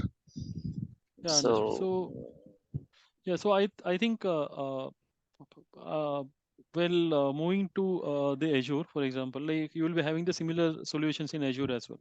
So you have the firewalls, you have the VNets or the virtual network, uh, you have the network security groups and all, and you have something called as the load balancers, etc. So which you might be using in on premises and you would be using in the Azure as well. So if you get into networking team, so knowing these Azure solutions are more than sufficient to you. So I just told you because you're on the network team. So it's an evergreen profile, as you know. So you just need to focus more on the Azure security part and the network part. So if you do that, then I think that is more than sufficient for you. And knowing the other Azure resources like the virtual machines and so on. So anyways, that you have to know as a network engineer, like you should know to which resources you are designing the network solutions and all, etc. Right? So yes, is that clear to you, Amir? Yes, yes. Sure. Okay, so we'll move on to the Azure resources. My screen is visible, right? Yes. Okay. Yeah. Okay, so we'll move on to the Azure resources. So first of all, let us talk about what exactly is the Azure storage, right? So we know for our on-premises use cases and all, for example, most of you might be working in the on-premises environment, if not in Azure or AWS.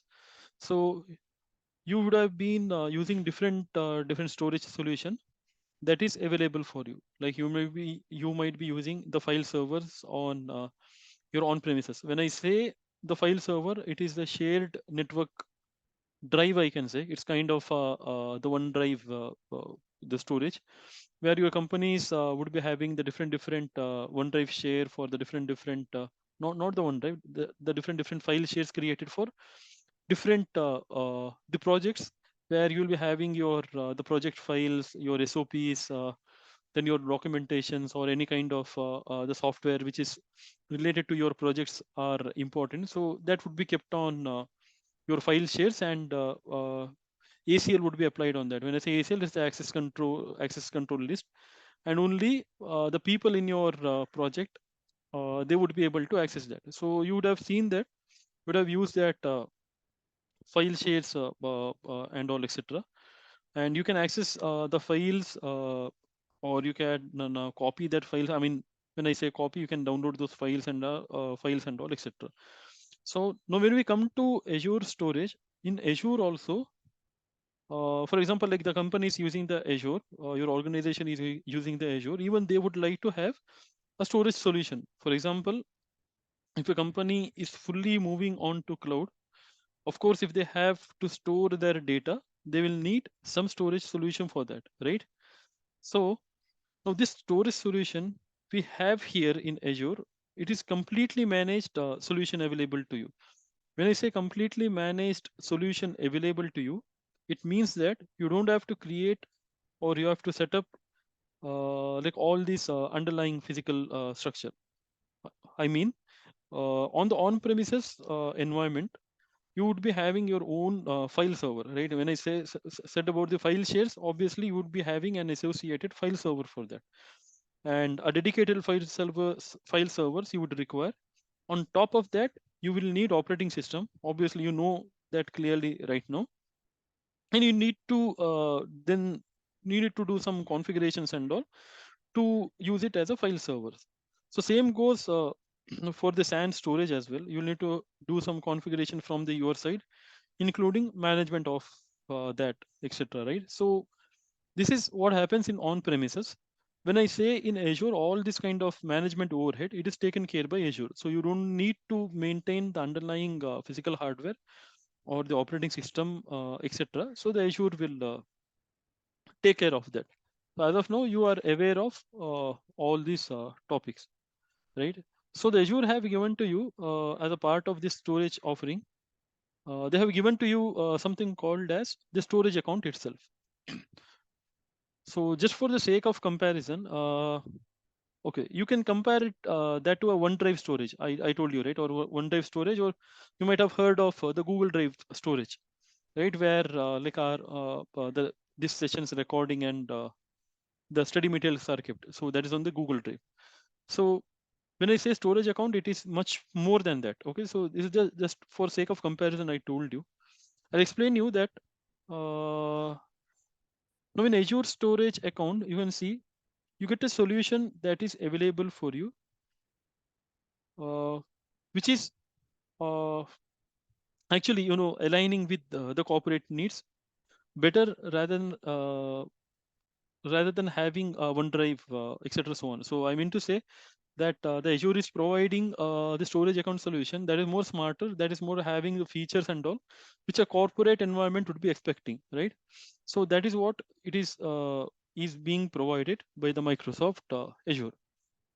So now let us understand some of the benefits of the storage account. So let us see the benefit, then I'll explain in more detail about the storage account. Okay. So first, the benefit which we can consider here is a security. Okay. So when I say security, the security wise, Microsoft has put in place security mechanism to ensure whatever the data you put into this storage account, it is very secure. It is highly secure. And for that, first thing we can say is nothing but your any data transfer that is happening onto this storage account will be on the encrypted channel via the protocol called as the HTTPS. So for example, let us say that you have a storage account created right now. So you can consider, sorry.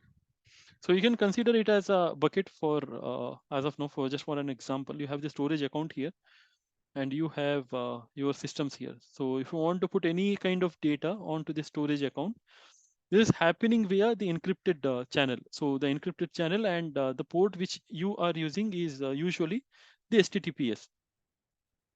So HTTPS is a secured protocol. So the encryption would be happening when the data is being transferred. So even if any kind of the hacker or someone, if they try to intercept this mechanism, they would not be able to view the data because it is totally encrypted. The communication happens on the HTTPS. Okay.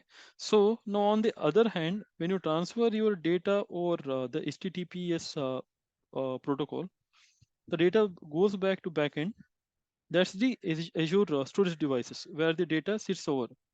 Right? Like I told you, for the storage solution, Azure is having something called as the SAN, right, or the storage area network, where the data would be sitting in storage location, and you have something called as the encryption at rest. So so I told you that any kind of communication which is happening between you and your storage account, that would be happening over the encrypted channel over the HTTPS protocol, and we call it as the encryption at rest. So this encryption at rest is a technology which Microsoft Azure uses. So what it will do is that it will encrypt the data that is sitting within inside its data center. For example, let us say that you have your data center here, you have your SAN here, I mean, which is a storage area network. And when you transfer the data to your Azure storage account, that in backend, ultimately we have the physical hardware associated with that. Let us say that here in this particular rack, your data is sitting here. As soon as your data is available here, it will do something called as the encryption at rest. So even like any Microsoft employee, if is with the bad intention, if he try to access the data and all, that would not be possible for him or her to decrypt that because we have the encryption enabled, right? And now for this encryption, you need to provide something called as a key. So whenever you want to do something, some kind of encryption, it is obviously that you have to have something called as the key. See, because see, even if I do the encryption, for example, let us say that I do my encryption. I mean, the encryption will not happen without a key.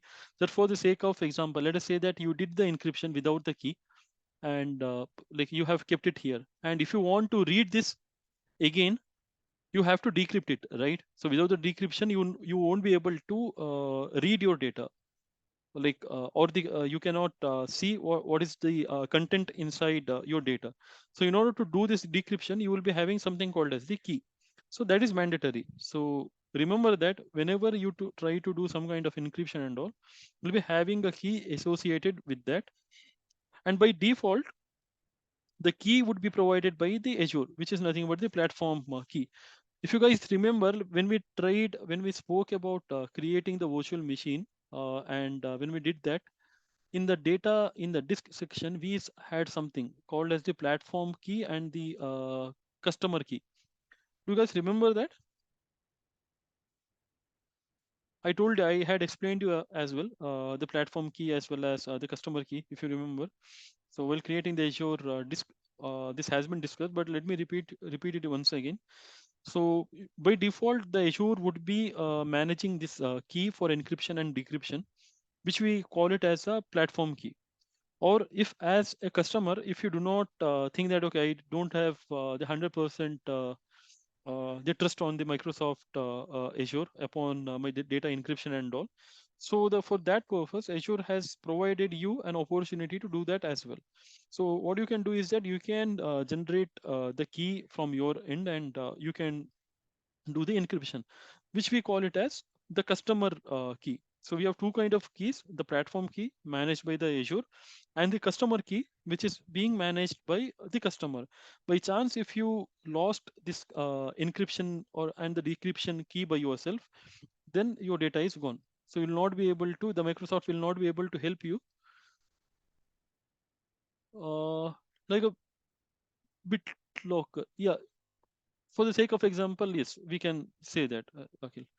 So if you lost this key, the customer platform key, not the platform, the customer key, the key thing is that the Azure won't be able to help you in any way. So your data is gone. So remember, so we have that two options. So together, what we call this technology, it is as SSE. I'll tell the abbreviation, but before that, if anyone has heard on SSE, do you guys know what is the abbreviation of the SSE? Okay, I'll tell you, it is a server-side encryption. You say SSE. It is nothing but the server-side encryption. So this is by default applied. When I say that it is applied, so whenever you store something on your Azure storage account, so in the backend you have your physical storage devices like the SAN storage. When you keep the data, the Microsoft Azure, it makes sure that SSE is performed, or the server-side encryption. This encryption can happen by the platform key, which is being managed by the Azure, or by the customer managed keys. Okay. So this is a kind of security that or the protection of our data. It is given by the Azure storage account. So this is one of the security feature which we have in Azure. And apart from that, not only this thing, in the Azure, when you create the storage account and all, you can also create ACLs, or the access control list. You can define who can access your resources, or you can have, etc. So that is also possible with the help of something called as the IAM, or Identity Access Management. Let me open my slide. I think, okay. So the security part I have discussed here.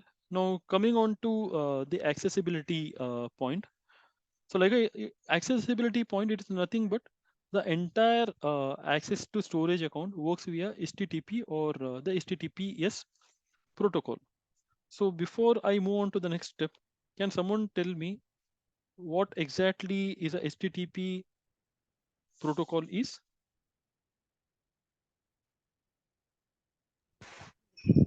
The hypertext transfer. Yeah, it's a Protocol. hypertext transfer protocol. And can you tell me what is the difference between HTTP and HTTPS? It's encrypted. The HTTPS is encrypted Exactly. protocol.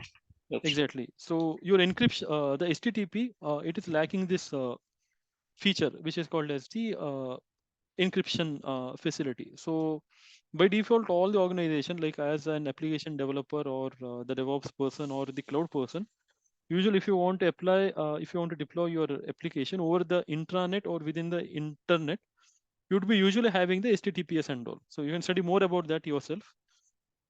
So in the accessibility, like I told you, the data is anyways, it is accessible over HTTP and HTTPS from anywhere on any kind of device. So you can access that from your mobile data as well. So if you know, like in your Play Store or the App Store, you have the Azure application as well. It's a limited functionality, but if you can access your data. You have something called as Azure Storage Explorer as well, which we see later on this module. So you can do that.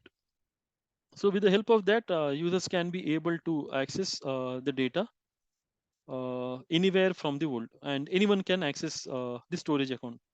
Okay, when I say this, anyone can access the storage account, I don't mean that any kind of unauthorized users will be able to access the data. If you have authorized anybody, then only they can access it anywhere from the world, right?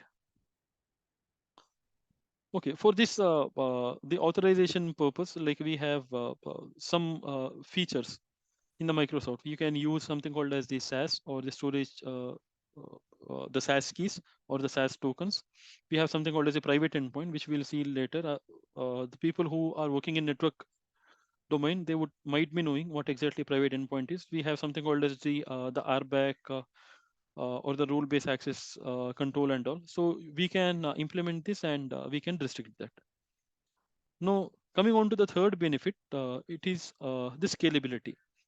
The Azure storage, it is highly scalable in order to meet the demand, like on-demand requirements of the modern application, right?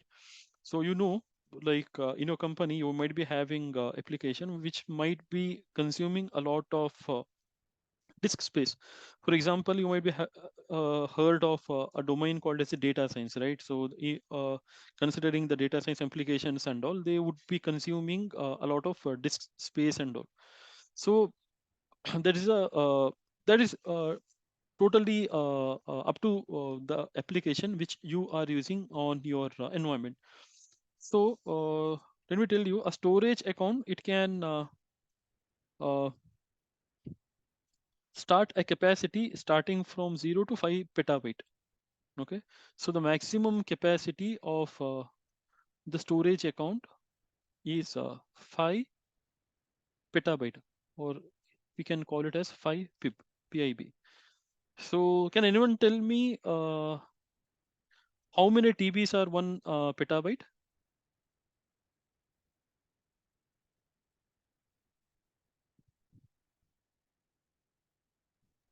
1024. Exactly, right. So when we say 1 PIB, it is 1024 TB or the terabyte. So if we calculate the 5 into 1024, we'll get across 5120 terabyte of data. So that is a maximum storage capacity of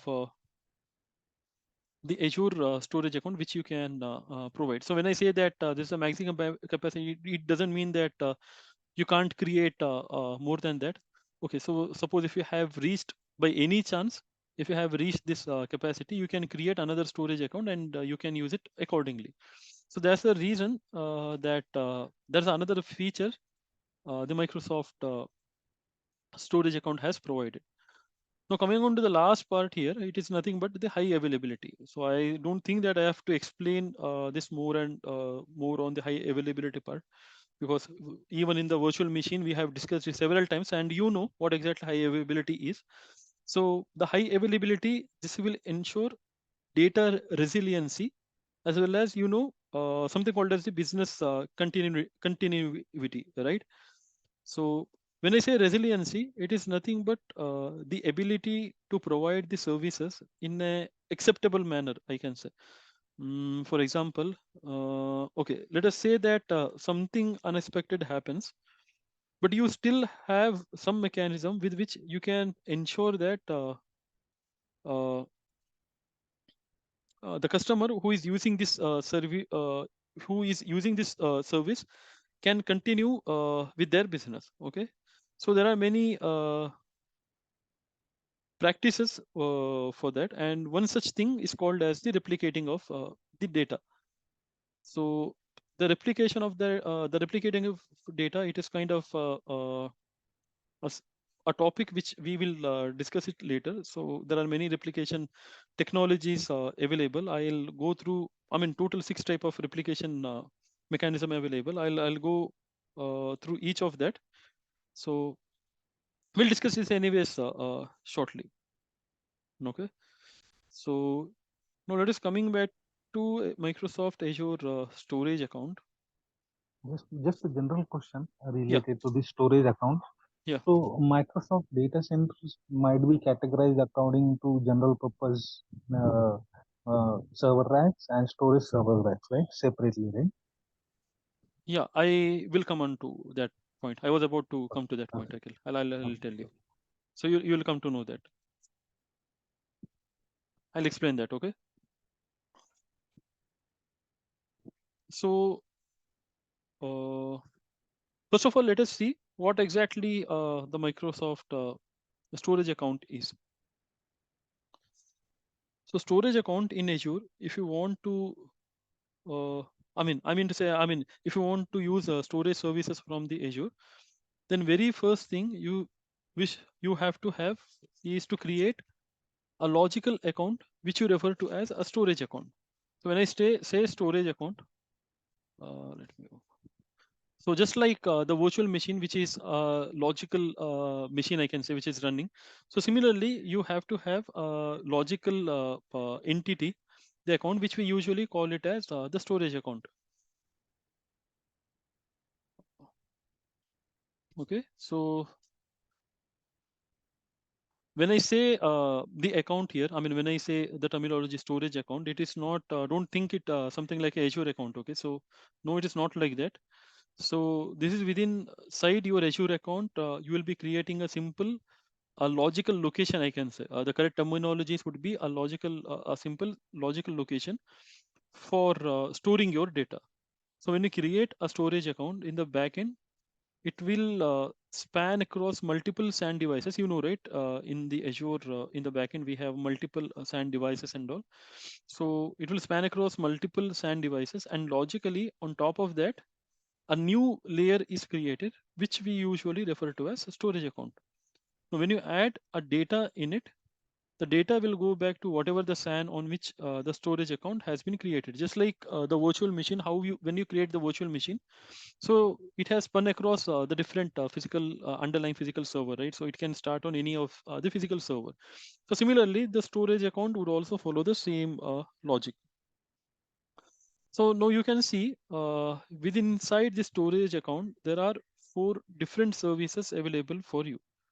So the first one is called as the Azure Blob Storage, as you can see here. Second, we have as the table storage. The third is the queue storage. And finally, we have something called as the file storage. We'll go through each of these storage separately. Now coming to the question asked by Akhil. Okay, so previously, like in the Azure, the data center, like you all guys already know, we have when I say data center, we have something called as the physical hardwares, right? So previously there were general purpose storage accounts. 2 versions of that was present. So it known as the general purpose storage account version 2 and the general account storage version 1 and 2. Let me, and the short form for that, they'll call it as GPV1 and GPV2. So a GPV1 and a GPV2. Okay, now they have removed this GPV1. So this general purpose V1, it is not visible in your portal anymore. I think if you had used the Azure services 3 years back, approximately, then like while creating the storage account, you had these 2 options: the general purpose V1 or general purpose V2. And based on these categories, there were different. Just a minute. Yeah, and based on these different categories, there were different distinct set of hardwares available for you. Now, I think they have done the upgrade and all, and they have completely eradicated GPV1 architecture, and we are going for GPv2. So as of now, like you do not need to worry much about GPv1 because it is not present. It's just for your information, okay? So it's not present, and you won't be getting any questions on that part as well. So usually what happens is that like in general purpose V1, the cost and all, it was very high. So if you remember, while talking about the Azure, we discussed on something called as the standard performance and the premium performance tiers, right? So in the standard, we had our traditional bulky device, which is a STD, and in the premium, we have something called as the SSD. So these component or the GPv1, they didn't have SSD; they only had the STD. But in GPv2, it provides the SSD as well as the STD as well. And so we have something called as, we will discuss it shortly. We have something called as the access tiers in Azure. So whenever you like in access tiers, it means how frequently you can access the data present. So there is two categories here in access tiers.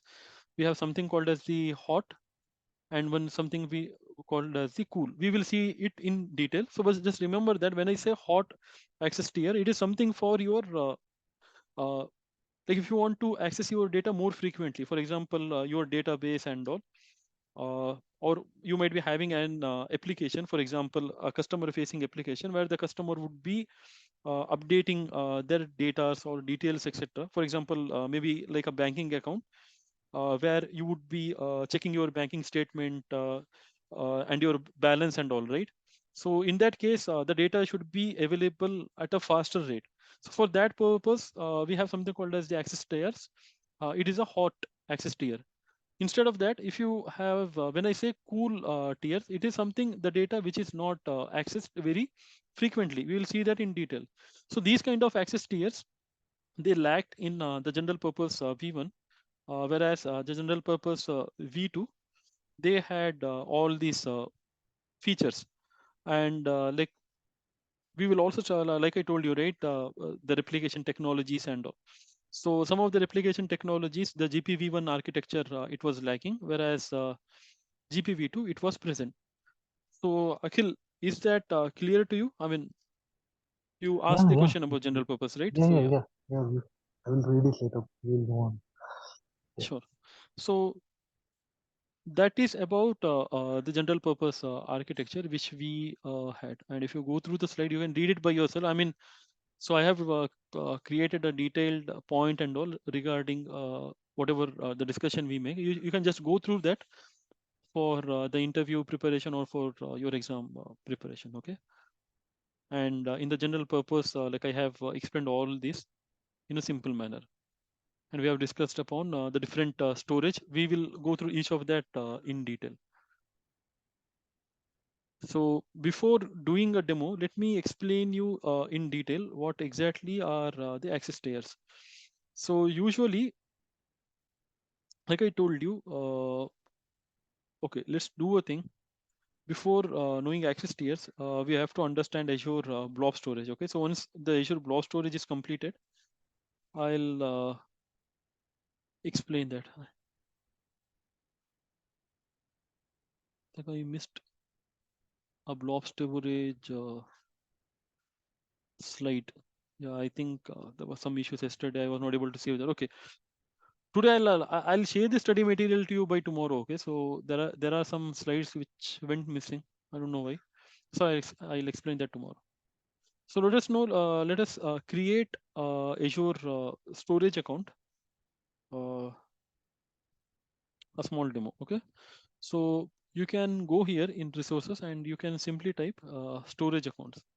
So you can see this option, right? Storage account. So just click on that. Click on create. Just like how in the virtual machine you'll do that. Just click on create. So subscription and resource group, you guys know. I'll not explain much. So let us say that in storage account name, I'll put the name maybe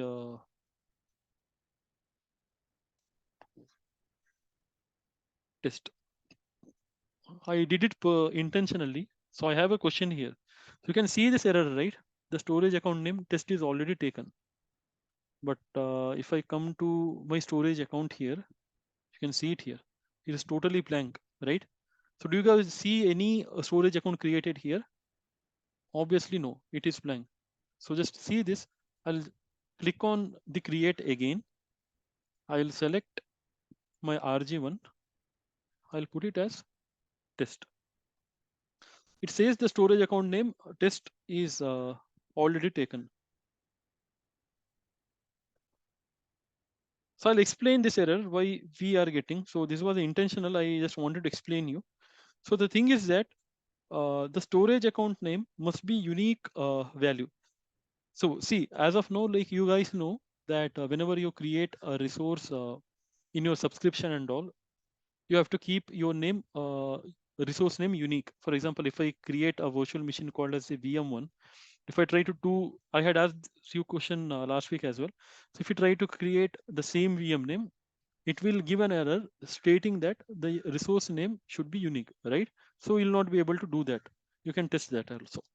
So, but in case of storage account, what happens is that this unique name concept, it is not only applicable for your tenancy level. We'll let's not talk about subscription or resource. Tenancy is at your top level. So it not only applicable for your tenancy level, but it is also applicable across the world. When I say across the world, it means that the Azure would be having thousands or the lakhs of customers, right, across the world, across the different geological area. So when I consider or when I say the storage account name should be unique, this name must be unique across the world. So for example, the name test, this has been already taken by someone somewhere uh, in the world. Maybe like we cannot see that detail, like who has taken that name or like in which geographical location that is placed and all. That is not possible. But this is what I meant to say. This name, it should be unique. So if it is not unique, you will be getting an error stating that the storage account name is already taken. Before I proceed, I want to make sure that you have understood this. So is there anyone who didn't get this point? Then please raise your hand, or you can directly unmute and you can ask the question.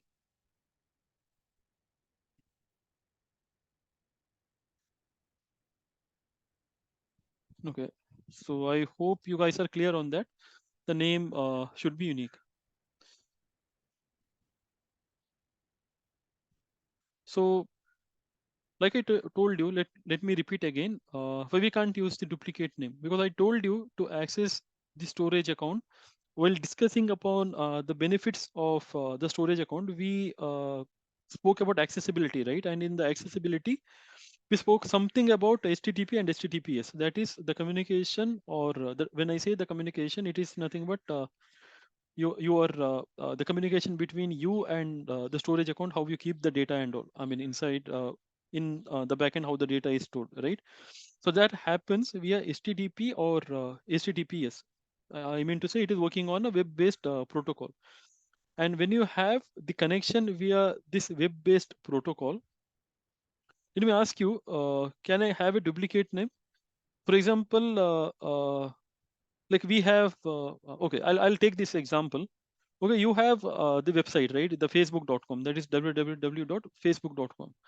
Do you think that can you have the two facebook.com name at the same time? Obviously, no, it is not possible. Even if you try to create this domain with this name, it is not possible. You cannot have two facebook.com or the two instagram.com at the same time, right? It is not possible. In the same way, a storage account is given a unique URL. Okay, no, don't worry about the URL. Once the storage account is created, I'll show you what exactly a URL is, and hence it must be unique. So, okay, let us select, as of now, let us select the storage name as a new skill. Let us see if this name has been taken or not. Okay, as you can see, this validation has passed. So as of now, no one has claimed this name in their storage account, which is new skill. In the region, I'll put it as Central India. Just a minute.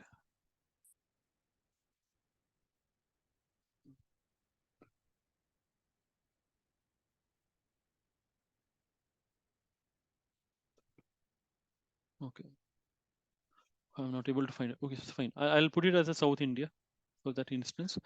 And like I told you in the performance, we have two options, which is a standard and the premium. Like you said, in the bracket, they have already mentioned that is a general purpose V2 account only. So previously, like I told you, in usually the GP V1, they were supporting the standard architecture. But in order to just to make you aware that GP1 is not available and GPv2 we are using, the Microsoft already clearly said that for the standard also, they are using the GPv2 version only. So we have two options. Standard, when I say standard, everyone must be aware of now what exactly standard is. It is a STD. And when I say premium, it is nothing but is the SST. As of now, let's go for standard also, only.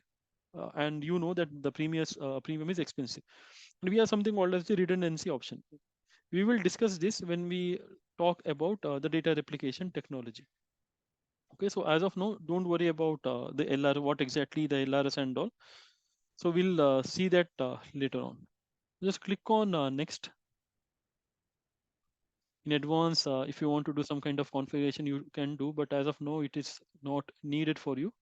So in the network option, I would like to explain you, we have the three options here, right? So one is enable public access from all the networks. Then we have enable public access from the selected virtual networks or IP addresses. Then we have the private access option. The first option, which is public access from all the network, it means that across the internet, anybody, when I say anybody, the authorized people, they can connect to your storage account. Okay, so if you have not provided any kind of authorization, I mean, if you have not set up certain rules and all, so if you blankly create the storage account and if you share to someone else, then even they can be able to access that. I'll show you shortly. So when I say the second option, the public access from the selected virtual networks or the IP addresses, it means that, okay, let us say that I want the people who are the part of this training, like all eight people, starting from Akhil to Sirajuddin. What I'll do is that I'll take the IP addresses from all of you, your public IP addresses, and I'll do some configuration, and I can do that here. We will see that all that will networking concept. So I'll provide only these 9 people or the public, they can access my storage account over the public access, through the public access. So that is the second option. And the third option which we have, it is nothing but the private endpoint. So you can create a private connection from some of your Azure resources to directly connect to Azure account. For example, if you do not want your storage account to be accessible over the internet, you can create a private connection. Anyways, your Azure virtual machines or your Azure function, etc., they can directly communicate with this Azure storage account via a private network, which is not accessible over the internet. Okay, and okay, so as of now, I'll keep it for from all the network itself. I'll go to next. Now let us understand what exactly is the data protection features we have. So here you can see it, right? Enable soft delete for blob. See, what happens is that, like previously, the soft delete option, it was not present. Okay, soft delete for Bob. So if you delete any of your data which is inside your storage account, if you click on okay, how just like how we have deleted VMs and all. So just like if you when I say the blob, it is nothing but your data. Okay, it could be like your files, your images, your video, audio, anything. So that we collectively call it as a blob. When I say blob, it is a binary large object, the abbreviation. So if you delete the blob, then it is gone forever. So you cannot, I can say, restore that. So in order to avoid that scenarios, we have something called as the enable soft delete. So if I don't click on that, then if I delete my data, then it is completely gone. When I click the enable soft delete for blobs, what happens is that even if you delete your blobs by mistakenly or accidentally, it is just like deleting your, if I say, okay, if I delete this option, right? Okay. What happens is that it will go to my recycle bin, right? You can see that it is here, right?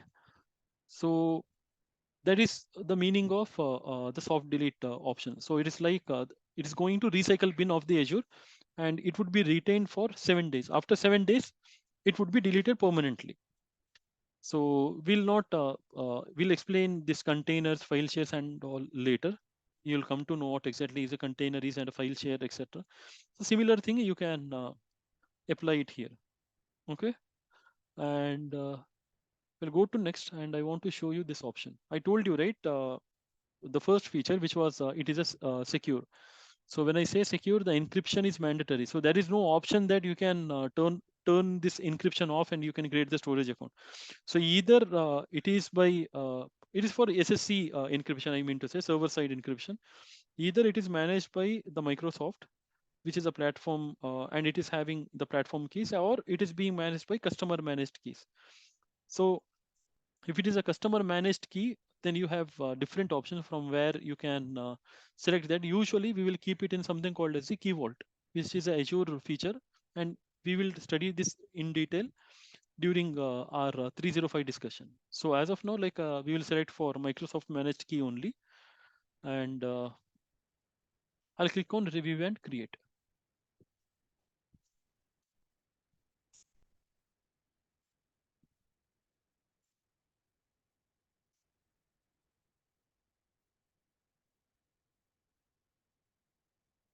Click on create. So validation is passed. So I'll just click on create.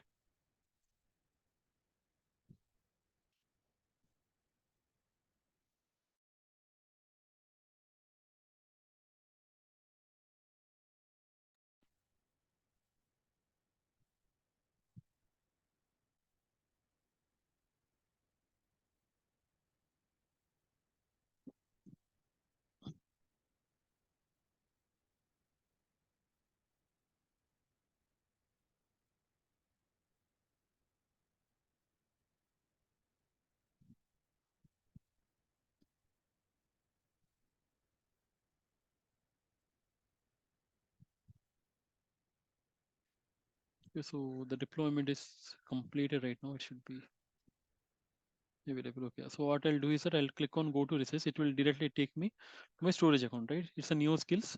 It's my storage account name. It's in the overview. You can see the resource group, the location, and obviously this is by default. It would be obviously always V2. You can see the replication mechanism as well as we have selected LRS. You can see the creation date as well. In the activity log, it is applicable for virtual machine as well. So it will show you if any kind of activities has performed, that you can see it here. So now if you just scroll down here, you can see this option, right? The data storage. And like in the slide also, we mentioned, we discussed that. Like in storage account, we have main 4 categories, which is blob storage, table, queue, and file storage. So you can, as of now, you can see file here, queue here, table here, but you cannot find this blob, right? So in the portal, the Azure has written something called as the containers. So remember that whenever I say containers, it is for storing your blob storage. So repeating again, so whenever like I say that the Azure you have to create the Azure blob storage, or if you want to utilize the Azure blob storage services, then it is via this button, which is nothing but the container. We'll go through that. Uh, so, but before that, I think let me show you something.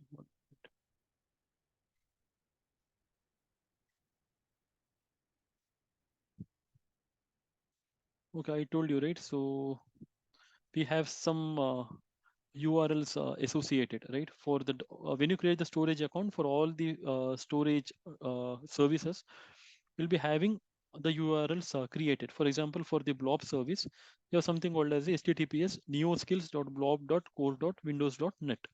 So HTTPS, like I told you, it is an encrypted channel, the protocol over which the communication is happening, followed by your storage account name. If I create my storage account name as ABC, then it will be https abc.blob.core.windows.com. So similarly, if it is a file service, instead of blob, you will be having file. If it is a queue, then you have queue. And instead of for the table, you have the table. Okay. So that is the URL I was talking about. Since and that's the reason that it should be an unique name. Okay. Now let us understand.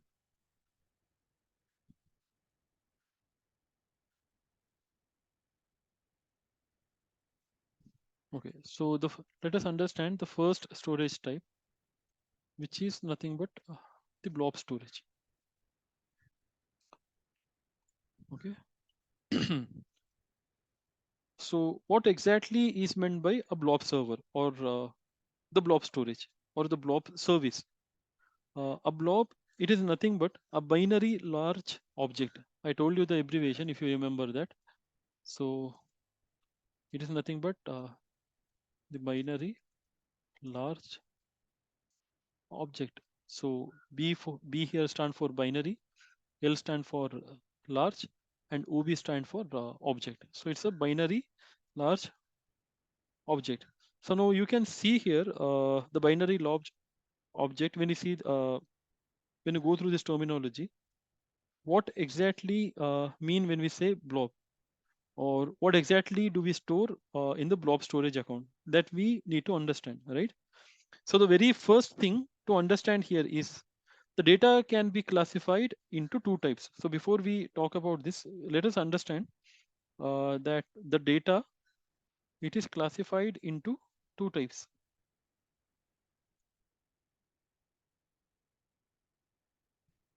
Sorry for the handwriting.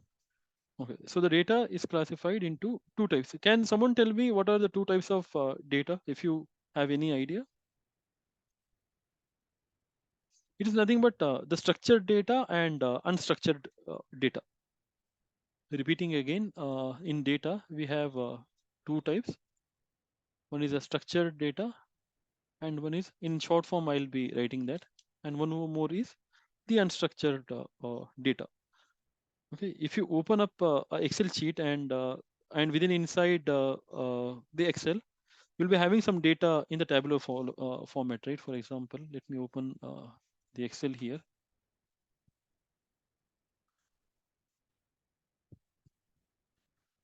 Name and place, for example. I say ABC, place is Pune. Then we have DEF, place is Bangalore, right? So as you can see here, if I mean, usually this is a typical example of the how the Excel knows. You guys know about that. So if you open the Excel sheet and if you see that the data are stored in the table format, this is what we usually call it as the structural data. So usually the structural data, it is the organized and formatted in a specific way to make it easily searchable and usable by the computers. That is what the definition of a structured data means. Repeating, the structured data, it is organized and formatted in a specific way. When I say specific way, it could be the tabular format, or in the databases you have something called as the rows and columns, right? So that is how it is organized and formatted. So the example, like I told you, it's a row and column in databases, or it could be like key value pairs in JSON and XML files. When I say the key values, it would be like here, name ABC. This is the key here, name, and ABC is a value. JSON, we will have some introduction when we study about ARM, right? So this is what the structured data means. So in case of unstructured data, it is nothing but your files when I say files, it could be like your day-to-day files you have. Okay, suppose like if I go to my C drive, for example, D drive here, and if I go to training by Azure. Okay, so I have some certain here files right in my D drive. So I have something called as a syllabus. I have it is in a PDF format, and it is in a video format. This is nothing but the videos, right? So these are the unstructured data. So if you open that, you do not have any specific structure like the rows or columns or the key value pairs, etc. Right? So usually, so all these random files with the different extensions. When I say extensions, it's like .txt or .pdf, .jpeg for the image, or .mp4 for the audio, video, etc. So these are all fall into the unstructured data category.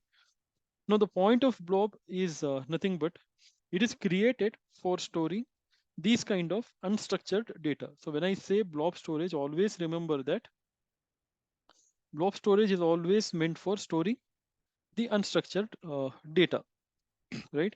So from your company premises or within your or within inside your company, if at all you'll be having some data that you should be wanting to store, right? Then this Azure storage account, you can do it via the blob storage. For example, like I told you, like each departments would be having their different set of files or the project related files, SOPs, etc. And if you want to store that in the Azure, what you can do is that you can leverage this Azure storage account, so which is nothing but the blob storage. So this is what you have with respect to the binary large object or the blob storage. So let me go back to my portal again, the storage account created. And I told you, always remember, if you want to create the storage, blob storage, you have to go to something called as the container. Okay, so whenever, okay, when you go to this container and if you want to create your blob storage, you can see this option, right? Which is plus mark, plus contain, you can see something called as the container name. Now let us understand what exactly is a container. So, okay, I can give you the example, a simple example for you guys to understand. Okay, let us say that when we go to our home and we'll be having a cupboard, for example, right? So every one of you would be having cupboard for organizing your stuff, like clothes, your files, or whatever stuff you have. So if you open up your cupboard, you see that within inside that cupboard, you will be having different sections, right? You will be having something called as the drawers and all, where you'll keep your watch or you'll keep your jewelries. Then you have some other sections for keeping your clothes, etc. You so similarly, when you are storing the data in the Azure itself, I mean, based on your use case, you might want to separate them. So you can also consider this as a resource group I discussed, right? So in order to segregate your data and all, you would be usually creating the resource group. So similarly, based on your user case, you might want to create the different the containers for you. Containers, when I say the Azure blob storage for you, and based on the container you have created, you can put your data. For example, you might be sharing this storage account between two different teams within the same project. For example, the development team and the infrastructure team. So for example, the development team, they might be they might want to store some data, so they can create a container and they can give the name as the developer. And the infrastructure guy, what he'll do is that he'll create a container for himself, I mean for his team, and he can do that. So it is for segregation purpose, you can do that. You can just consider it as a bucket. That is also a possibility. So whenever you want to store the data, you have to create at least one container. When I say I am talking with respect to the blob. So without the container, it is impossible for you to store any kind of data. Okay. So And one more thing, there is no restrictions on how many containers you can create. You can create many containers as you want, but make sure that when you create the container and when you store your data inside this storage account, the maximum capacity which I have mentioned you, it is a 5 petabyte. So that you have to take care. Okay, so what I'll do is that I'll create one name here. So let me consider, I'll give the name as Neo1.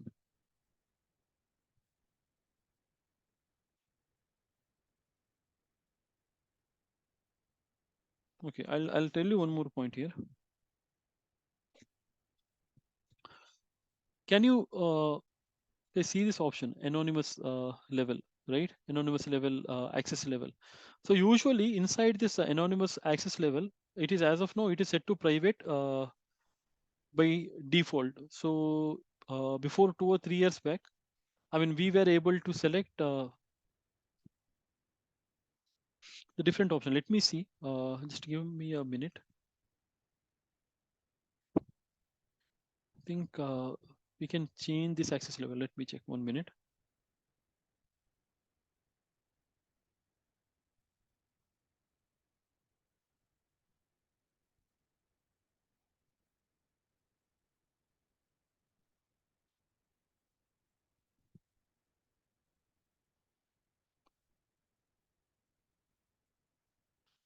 Let me see if I can get that option and if I can change that.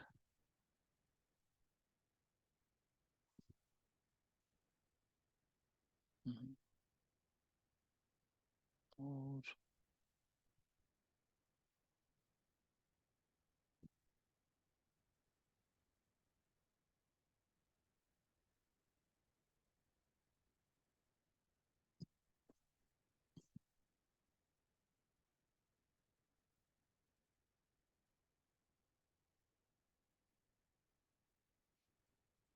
just a minute, let me check if I, while creating the storage account itself, I can do that.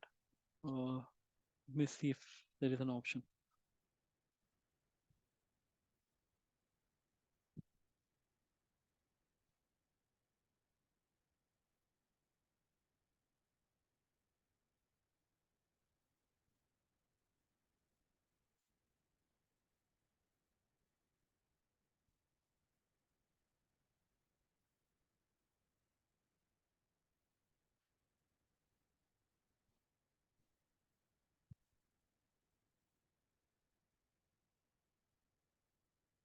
Okay, still this get created.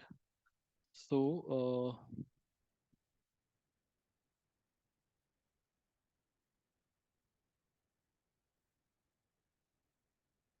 go to the container and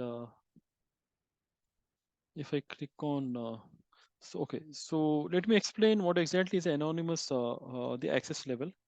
So what happens is that in anonymous access level, we have 3 options. Okay, as of now, it is grayed out at private itself. So we have first the option is a private, the second option is a blob, and the third option is a container. When we select the access tier or the access level for our container as the private, then no anonymous access can be taken. Okay, so when I say no anonymous access, if I create this container and if I put this data inside the container and if I try to share that particular URL to you guys, none of you can open this access level and you can do that. So only the account owner or the people with the privileged access or the people who have the access, only they can read or write the data. When I say the blob access level, it is meant by anonymous read access for blobs only. When I say blob, just remember one point here I told you. So in blob storage, you have something called as the container, right? So let me mark the blob as this yellow color container is a blob. Inside that in red, you have a container. And inside this container, you have something called as the blob. When I say blob, always remember that it is nothing but your data. It could be your files, it could be your image, or it could be your videos. So user can read. So what happens is that if I set the access level as blob, so anonymous read access provided to blob only. So any users can read the blob data within this container without authentication. We'll see that like how we can do that. This option is grayed out or not. I'll just go to container. I'll click on create. Okay. Okay, I'll explain you what exactly I have done here. Okay, so while creating, let me show this again to you. So previously, I'll go to storage account. I'll click on create. Let me show the demo. Maybe then after that you will be able to understand.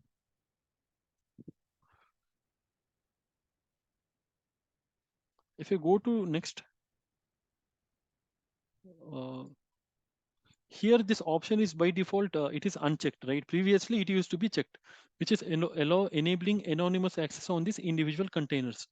So when I say anonymous access, if you allow that, it means that either the container, when I say this container, either this container or this data can be accessed anyone anonymously from over the internet.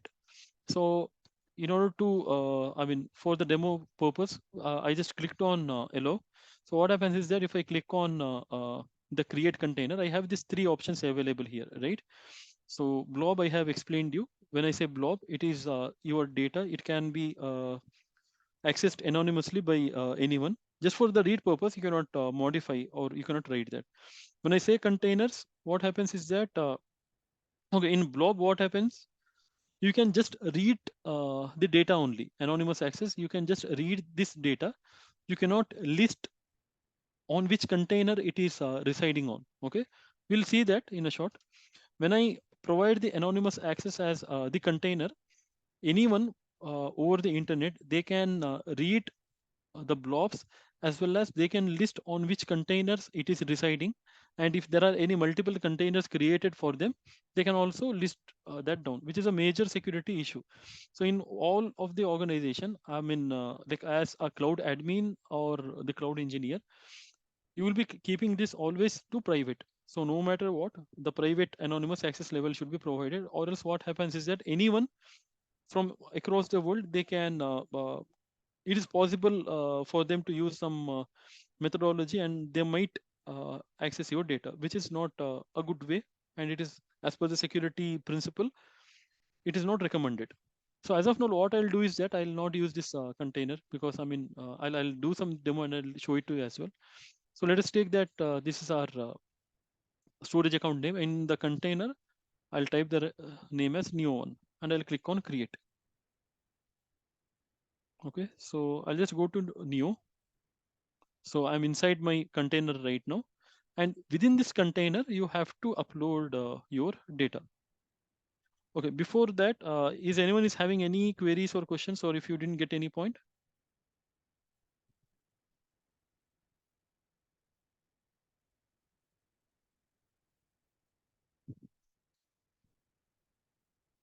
Okay.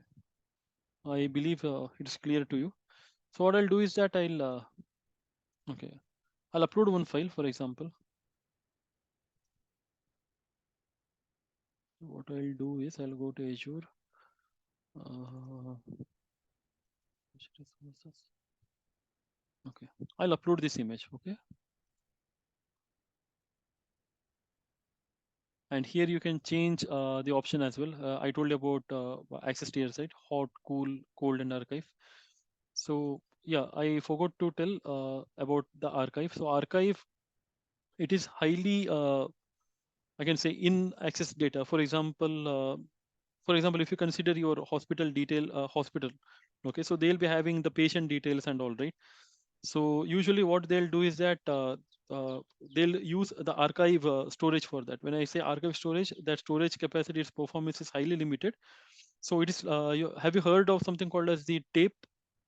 So storage, so they'll be using that storage, and they'll keeping it that. So this is least expensive, and the access and when I come to the performance of accessing the data, it is slow as well. So that is the reason. So we'll keep the default option, and we'll click on upload. So as you can see here, this data is now already present here. Now let me go back to my, okay, let me go back to my storage account, this one here. And if I go to the container, let me verify what is the, oh, I think by mistake I kept it private only. So I'll just click on this here. I'll change the access level to something called as the blob. I'll click on OK.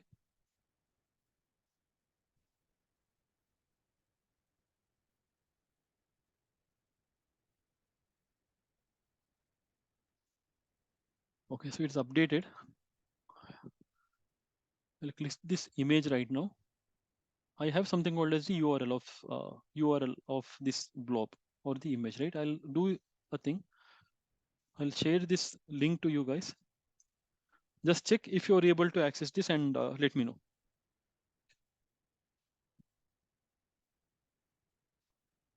I would need everyone to do this just for your better understanding.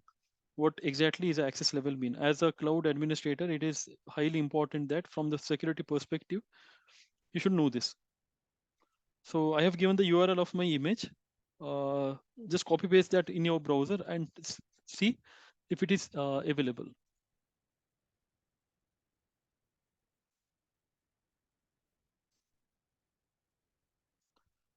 So everyone is able to read the data?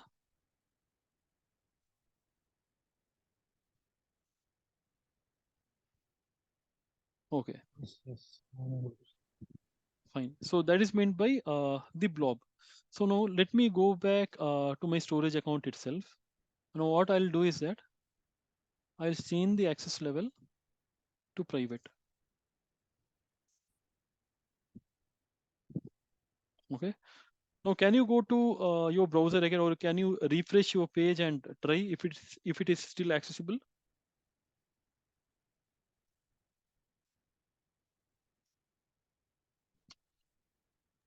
No, No. it's not accessible. That's the reason, because we have kept it as a private blob. So yeah, this is about the access level which we have.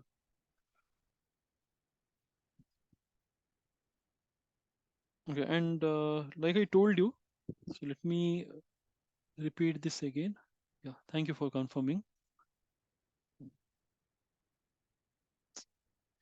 Okay, so let me explain this URL. Okay, so HTTP again, HTTPS, which I said, it is the protocol which we are using by default. It would be HTTPS.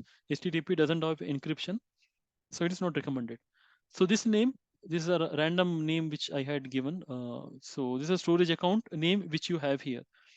Then followed by what kind of storage service you are using. Since it's a blob, we have blob. Then core.windows.net, it will always be there. Followed by slash, we have something called as neo1.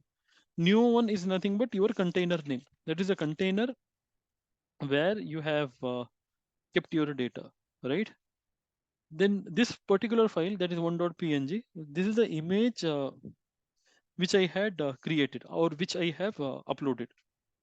So this is we call as so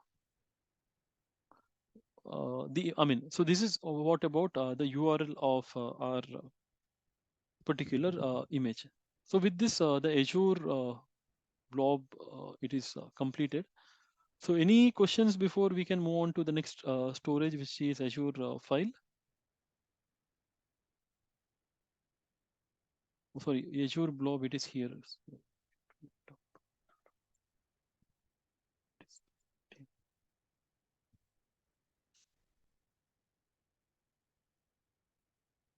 So any questions?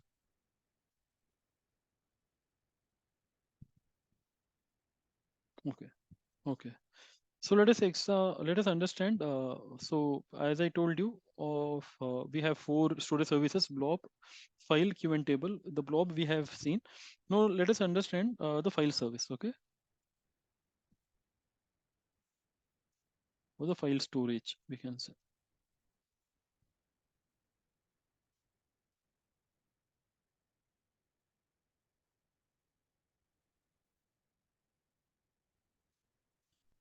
Okay. Now let us see what do we mean by a file service or the file storage. A service, it is nothing but it's a blob only, except that this is a file share right now. So repeating again, the file storage again it is kind of blob only. When I say blob, you can store the unstructured data. For example, like your images, audios, videos, etc. So a blob, you can just remember that. Okay, now you might be having the question that okay, if the file storage is similarly to blob, then why can't we directly use file store blob only, right? There is a catch here. A blob storage or a container, you cannot use it as a file share. A file share, I mean to say, for your typical on-premises file share. So just before that, I just want to make sure everyone is aware what exactly is a file share server, right? So in your companies and all, you might be having that shared drive and all. So can you please confirm on the chat if someone don't know what exactly is a file share? I'm not talking about Azure file share. I'm talking about the normal file share or the file server, you can say.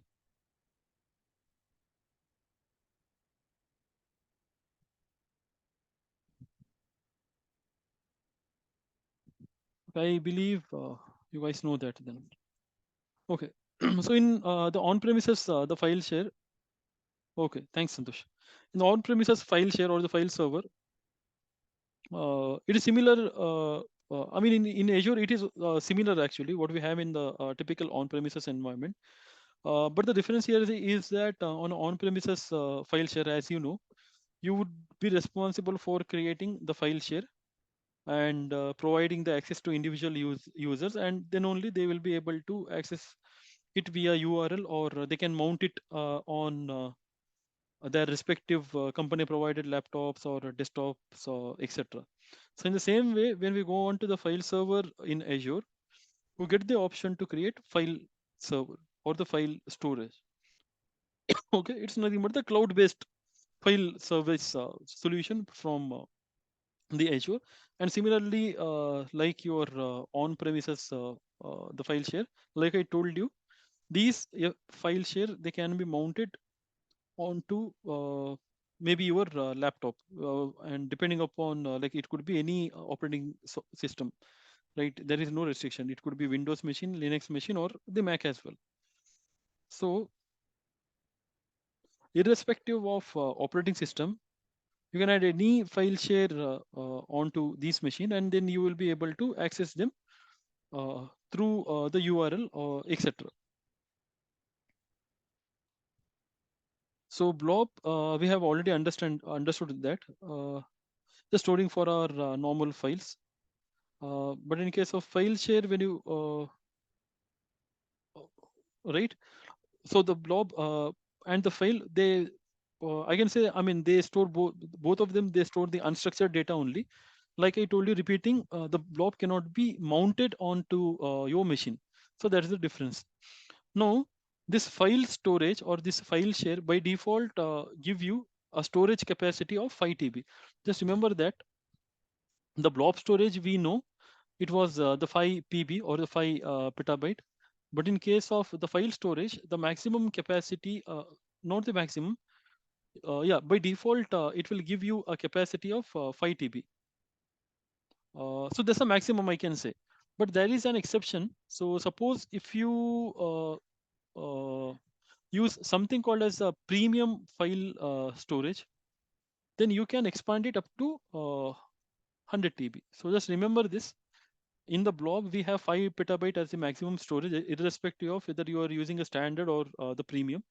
But in file storage, by default, you will be having a 5 TB storage capacity. And if you use a premium file share, you can expand it up to 100 TB. So 100 TB is a maximum limit which we have for a single file server. So if you want to make, if you want to utilize more than 100 TB, just like Blob, you can create a multiple the file share. I mean the distinct file share, and you can upload your file. Now there is one important point I want you guys to remember. Okay, before I tell you, I have a question here. Can someone, you guys responded right that you know file share server. So do you know on which protocol the file share is working?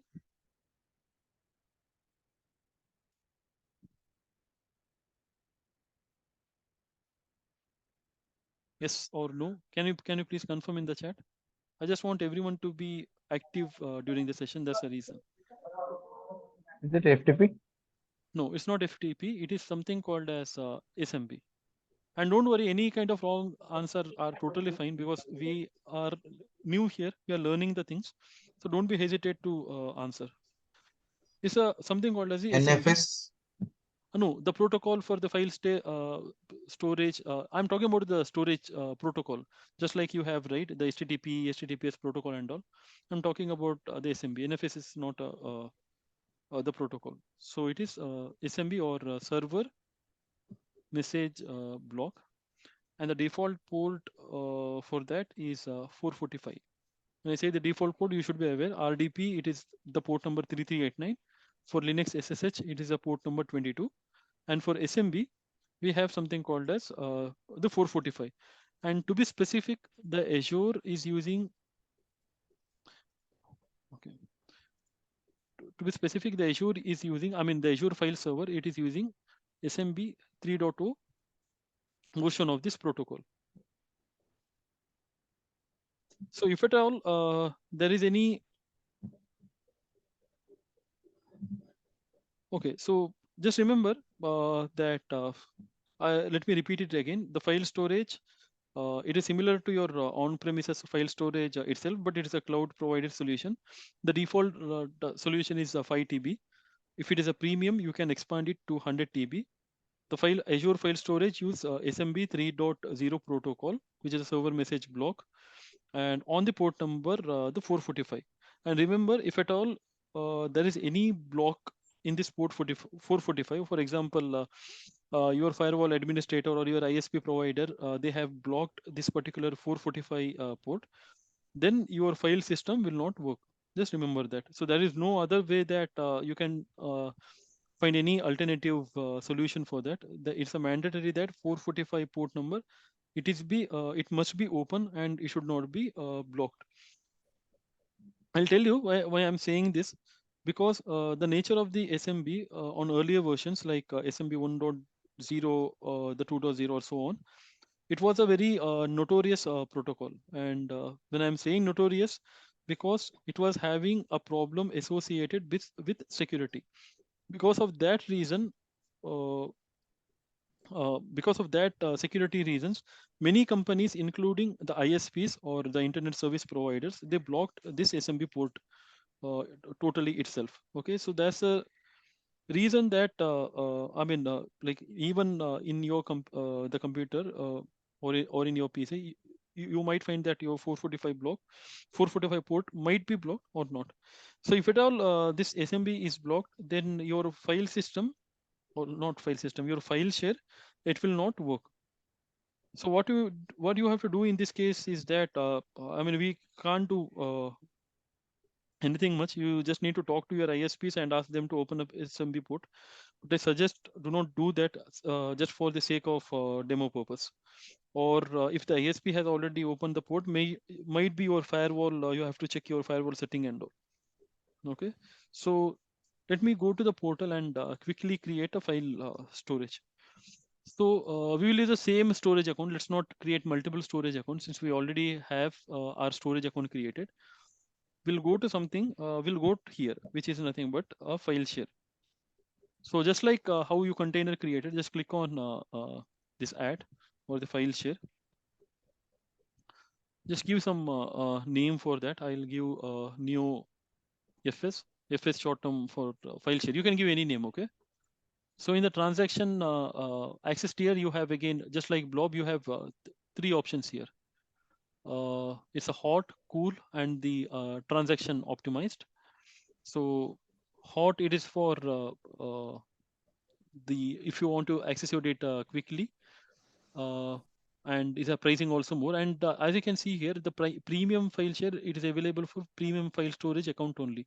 Because if you remember, when I created the storage account, there was two options for me, standard and the premium. I had selected standard only. That's the reason that access tier premium, it is grayed out to me. And it says that the performance, the maximum capacity here it is providing is 100 TB. Okay, so there's a maximum, like I told you, this is a maximum performance which we have. Okay, so the backup, do we need anything? No. Okay, so I'll just let us not worry about policy details and all. We're going to study it during 305. So click on create, review and create, and just once the validation is passed, just click on create.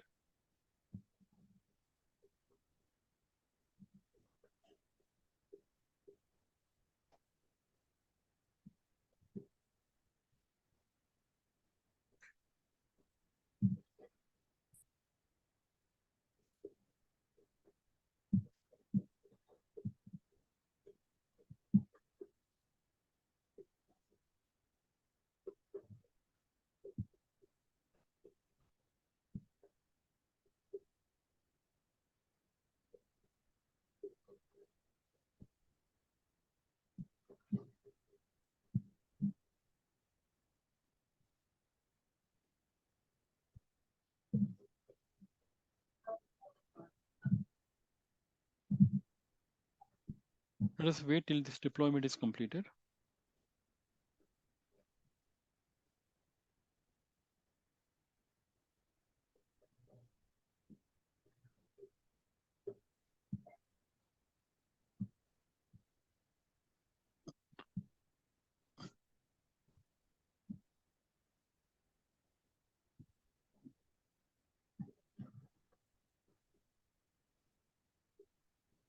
Let me just check if my 445 is enabled for me. Let's go it here as Windows PowerShell and run as administrators.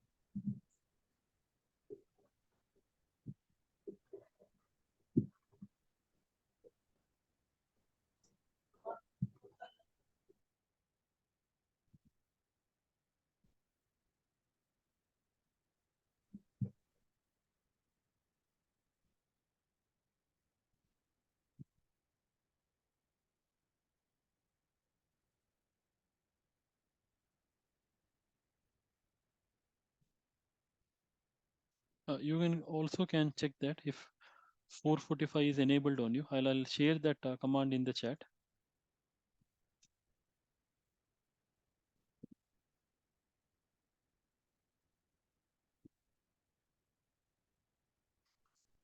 So if you get the output like TCP test succeeded is true, it means that 445 is enabled. Meanwhile, this the file share is getting created. You can verify if you want.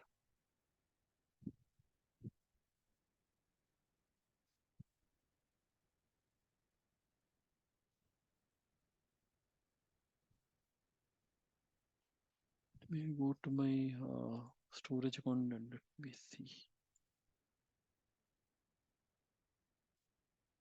Okay, so it is completed. I mean, it's getting completed. Let us wait. Okay, so can you guys just tell me if you have ran this command? You have to open the PowerShell as the administrator and you have to run this command. Okay, test net connection, computer name as a local host and -port 445.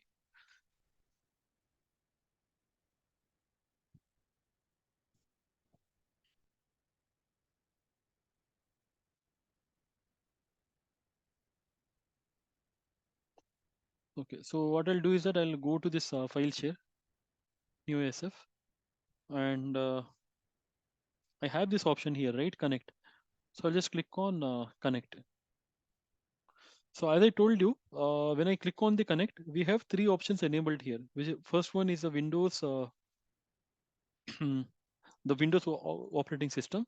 Second is the Linux operating system, and the third one is the Mac operating system, right? So since like what I'll do is that I'll connect to my Windows, and if you can see it here. Okay, but before I do that, let me do a thing. Let me add at least one file here, just like I did in block. So I'll go here and maybe I'll add these two images, and I'll click on open, upload. So the files are already uploaded right now. So what I'll do is that I'll click on connect.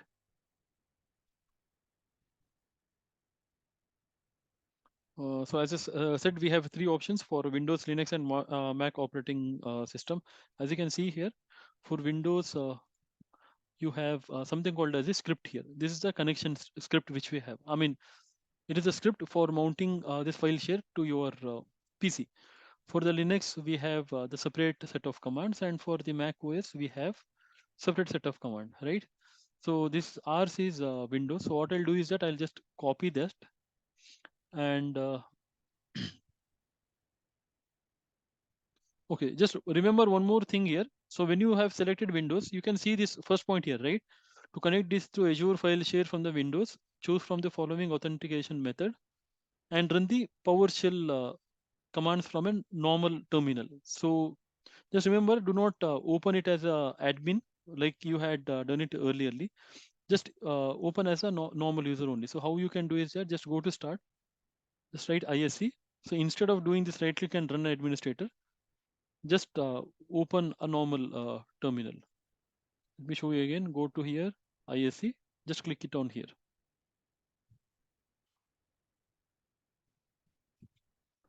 Okay, so I have copied the script here already, and let me paste it here.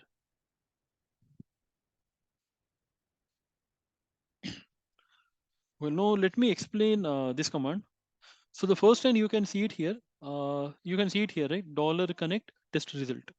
So anything when you have something which is written after the dollar, it is nothing but a variable declaration. You might be aware of that, right? So from here you are giving a command that test net connection hyphen computer name. Just we had done our testing. So what we are doing is that we are running this utility. The computer name, we have something here called as our Azure storage, the file share, the URL. So this is our storage account name. This is our file.core.windows.net, and we are specifying that for on the port number 445, we are trying to test the connection. In the second line,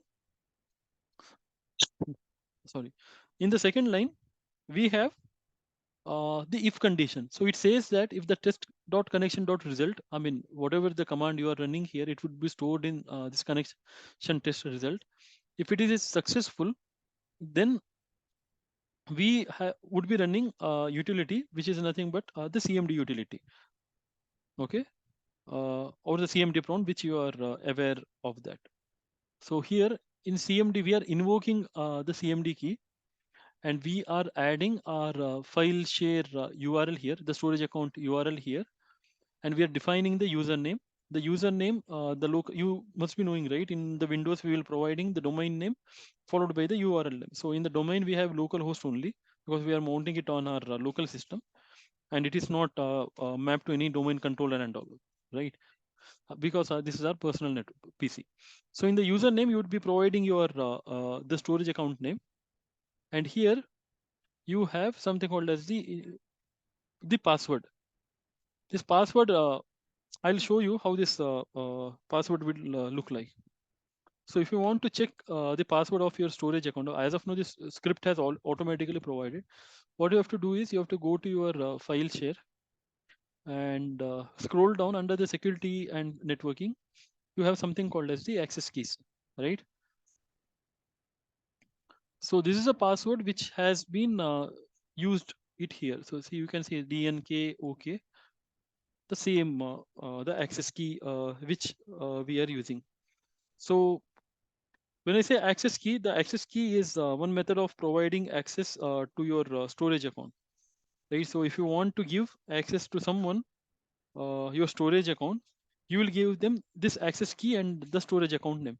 For example, if I want Akhil to have my storage account to be accessible, what I'll do is that I'll provide this access key, which is kind of a password, and I'll provide my storage account to him. So with this case, like he can be able to access my storage account. But there is a one problem associated with that. I can say it like this. So this is like you have a box in which you have the gold or the money, the cash money, etc. Right? And this box is locked with the key. So now you give this key to somebody else. What happens? Obviously, they will be able to open the box and they can take whatever you have within that box. So similarly, the same logic which we can apply to our storage access key. So whenever you provide your access key to someone, they can uh, anyways they can get the storage account name and they can access the data. So always remember, never share the access key to some unauthorized users. Okay, now let us go back to our PowerShell. So the same access key I have provided it here as a password. In the third command, which we are saying that we have to mount this particular file share to our local machine. Now, what is the path? The path here is that this is the root path which we have. See, you can see here, this is my storage account name, file.support.windows.name, followed by neofs. Neofs is nothing but my file share name. And here I have provided the label as Z drive. So on, let me show you. So this is my PC, right? So here I have C, D, F, and G. So on the Z drive, it would be mounting my file share. And we have the option called as a -persist. So what does it means is that, suppose if you remove this -persist as of now, and if let us say that you are able to mount this file share successfully. So once you reboot that, then this particular mount would be gone. So you have to repeat this process again. So in order to avoid that, we'll apply a flag which is called as a -persist. So this is what the command does, and we have the else criteria here. It means that if this particular test connection has failed, then in that case you will get an error message stating that the connection is not valid. So what I'll do is that I'll select this everything, and I'll click on run the script. Now it is trying to attempt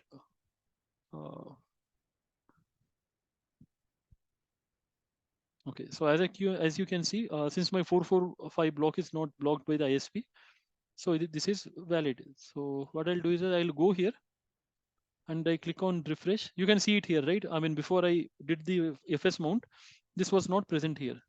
So it is now present here. And as you remember, I had uploaded two images here, which is the image 1 and the image 2. So this is how you mount your file share.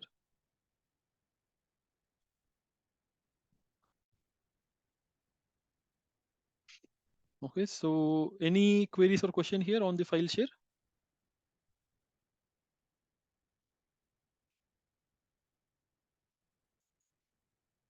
Can you guys please confirm any questions? Yes or no?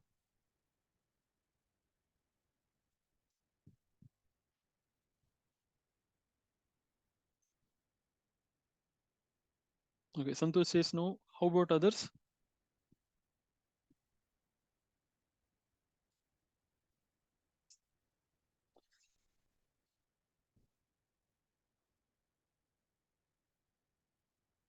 Okay, And one more thing, I know that I think some of you might be, or all of you might be doing this practical, right, for the file share demo. So just remember to write, once your demo is completed, before you do, once your demo is completed and you feel that, okay, everything is fine, just right click on this. Then show an option present. Okay. You can see this option, right, as called as a disconnect. You have to do this disconnect option. I'll tell you why. So let us say that I have not done that disconnect, and I'll go to this file share, which is here, and I'll delete this file share itself, or for that matter, I'll delete my storage account itself. So what happens is that when you reboot your PC, or when you start your PC for the next time, it will continuously try to connect to your file share. So as you see, as of now, I have removed that. For example, let us assume that this was your file share. So you will be getting the red color mark here, and your system or your PC or your laptop, it would continuously attempt to connect to this file share. Since it is already, you have already deleted that, what will happen is that it will not sit quiet. It will keep on trying to connect that, and ultimately your PC will become hung. So in order to avoid those kind of situation, please make sure that before deleting your file share or the storage account, just eject or disconnect your network drive from here. So that is what I wanted to tell you. Now let us understand something called as the data replication. So not sure if we might be able to cover all the replication mechanism, but I'll cover like how much we can do till 1:30. Okay, so let me open the slide.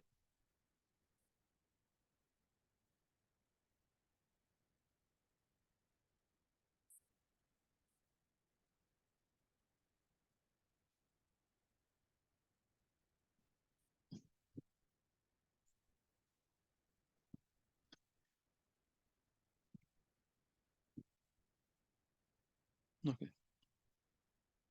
So I told you while creating the storage account, we had the option like LRS, GRS, and all. So if you have forgotten, let me show that again to you. I'll not create the storage account again. I'll just show you the storage account replication. In this redundancy option, you have this, right, options, right? LRS, GRS, ZRS, GZRS. And when you click on this option, which is make read access to data available, then we have something called as RAGRS and RAGZRS. So those are the 6 total type of replication which we have. We'll go through each of that. Okay.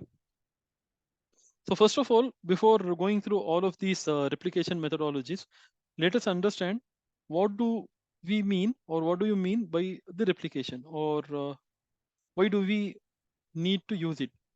The point here being is it's nothing but whenever you store data inside your storage account, right? We have just seen that how we store the data, whether by creating the container in your blob, or we'll do the file share, and we'll store our data, right?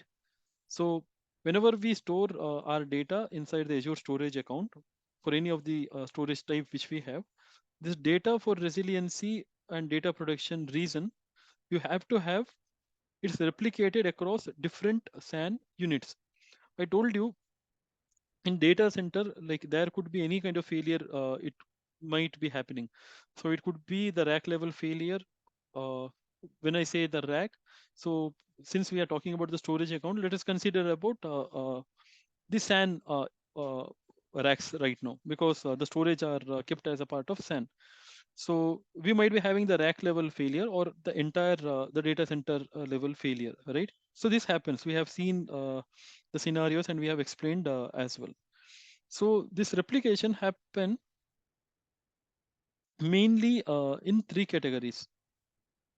So one is called as the local replication. The first category which we have, it is nothing but the local redundant storage.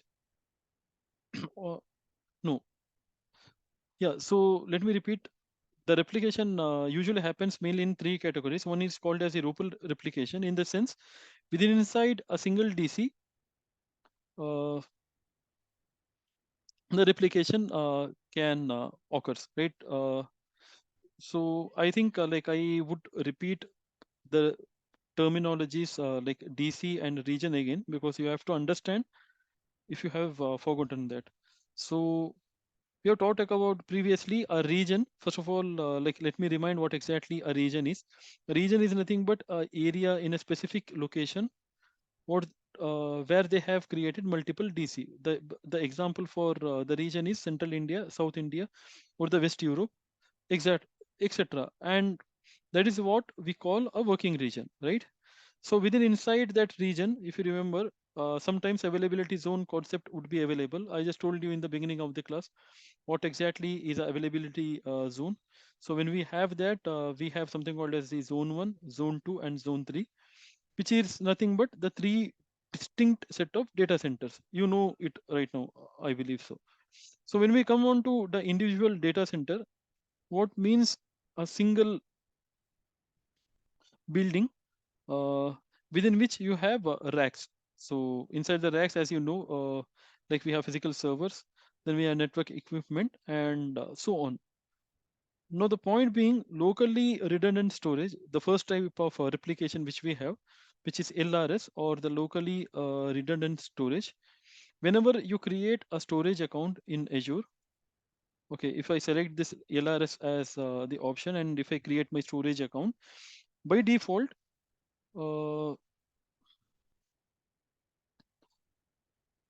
it would be created as a LRS storage account, right? So obviously, if you select the redundancy as the LRS, the storage account type would be called as the LRS storage account. So what is mean by LRS, or the locally redundant storage? Let me type it here. First one you have is a LRS, right?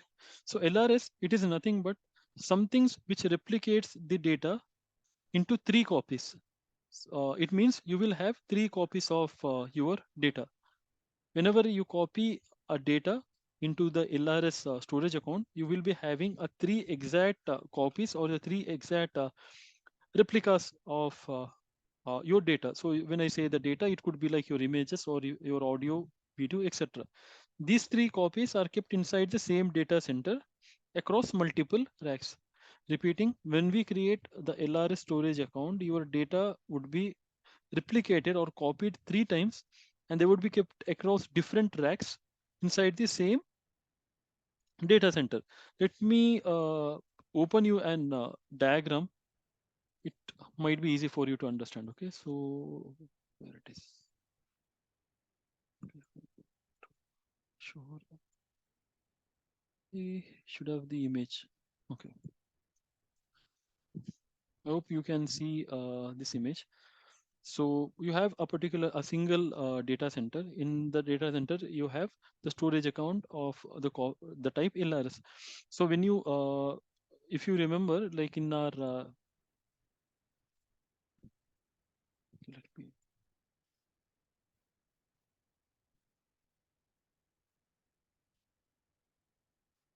go to storage account, and if let me open this storage account, the container in the, for example, considering the blob, I had this image, right, 1.png. So when I have uploaded this image, so you would be having the 3 copies of the data across the different racks. So you'll not have any authority or any control over on which racks you can copy that. So anyways, the Microsoft Azure is having the certain mechanism in the backend, and they'll make sure that the LRS replication would happen. So there is no option that you can select, okay, I do not want any redundancy option. So by default, LRS would be applied in any case. So here you can see that in the image, you have a region from where you have created the storage account. For example, let us say it is in Central India.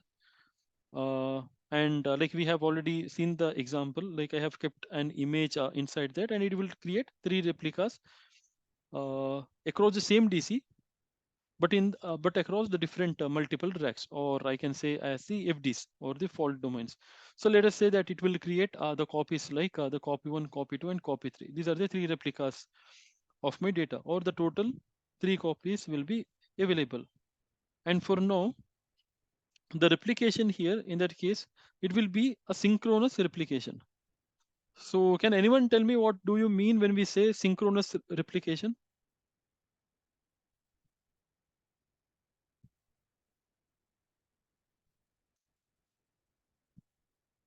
Okay, I think if you're not aware, so let me tell you, like we have 2 types of data replications in generally. One is called as a synchronous replication, and another is called as asynchronous replication. Synchronous means that a real-time copy.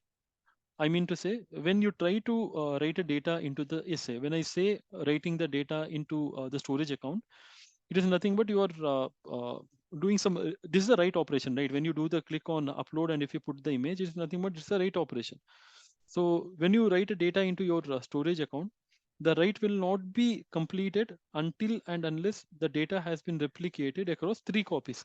So in the backend, there will be, when the write operation is happening, it would be usually waiting for the acknowledgement stating that, okay, write is completed. When I upload this image, which is 1.png, so in the backend, like they have certain mechanism where they'll acknowledge stating that, okay, the write has been completed.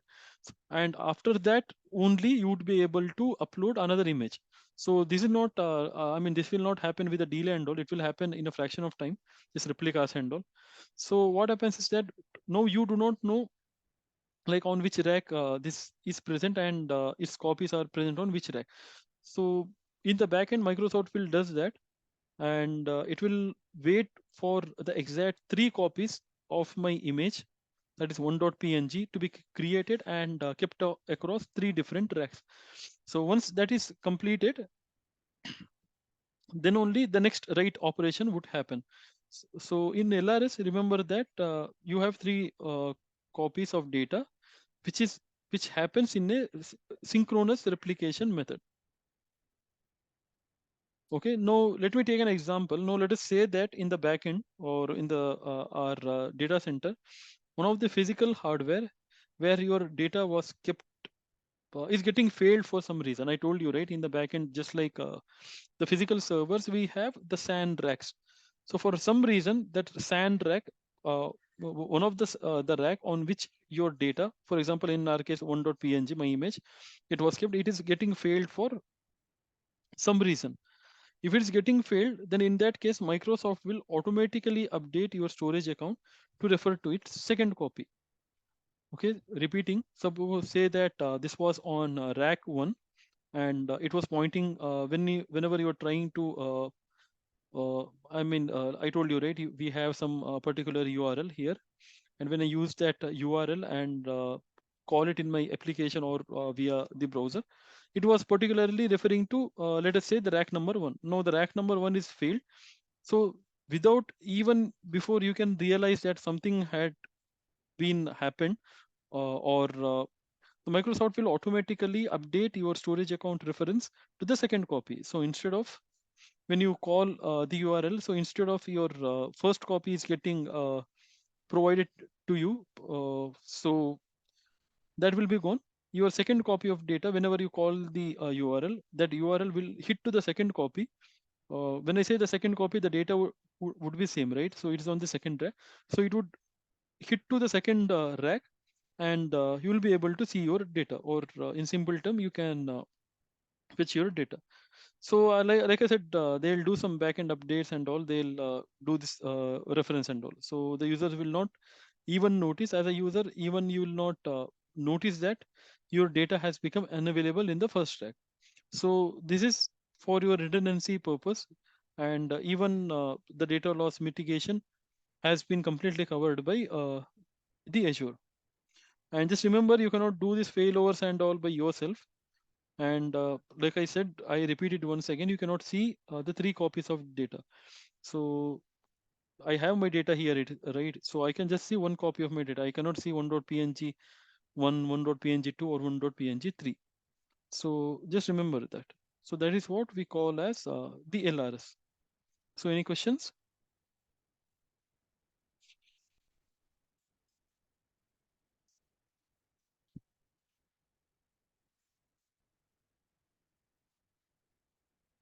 Okay, I believe no questions. So now let us go to the second replication strategy. The second replication, we have something called as ZRS, which is nothing but the zone redundant storage, or the ZRS. Let me open the ZRS image for you.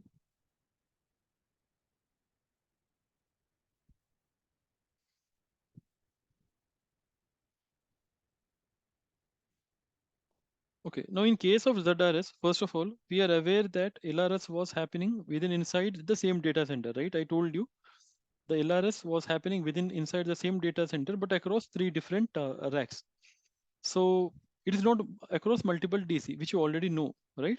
So now the problem here is that, let us say that if you have selected LRS as your replication methodology, and for some reason, your entire data center would get filled. Let us say that you have the data center called as a DC1. So the DC1 fails. In that case, LRS will not be able to provide you any protection, because anyways, like even if you are having the multiple data copies across the different track, they are within the same DC. So in that case, what happens is that LRS will not provide you the protection against the data center level failure, right? So in order to fix that problem, the Microsoft has provided a concept called as the zone redundant storage, or the ZRS, which is totally based on the concept of availability zone. So this, while beginning of the session, we have discussed what exactly availability zone is, right? So in this case now, when you create a storage account, you can specify the storage account replication type to the ZRS. So like I have created 2 storage account earlier, right? So they were LRS. So instead of selecting the LRS, I select on ZRS, or the zone redundant storage account. What happens is that your data is replicated across the zones of the different across the different zones. Let me show you. Okay, so when I say different zone, what happens is that like for example, if this is my image new 1.png, so instead of having the 3 copies in the same data center, we have it in 3 data center. So when I say data center 1, 2, 3, it is nothing but zone 1, zone 2, and zone 3. So what happens is that the first copy, it would be on the zone 1, the second copy, it would be on the zone 2, and the third copy, it will be on the zone 3. So any kind of failure on the data center level, for example, let us say that your zone 1, or in the worst case scenario, let us say that your zone 2 or the data center 2, both are failing, right? But still your data is accessible. Your customer would be able to access his or her data with the help of the zone 3, because your another copy, it is residing on your zone 3. Again, like I said, you cannot do the failover. The Microsoft will take care of that, and they will automatically point your data to be fetched from your zone 3. So that is what we have something called as the ZRS, or the zone redundant storage. Now let us move on to something called as the third topic, which is nothing but the GRS.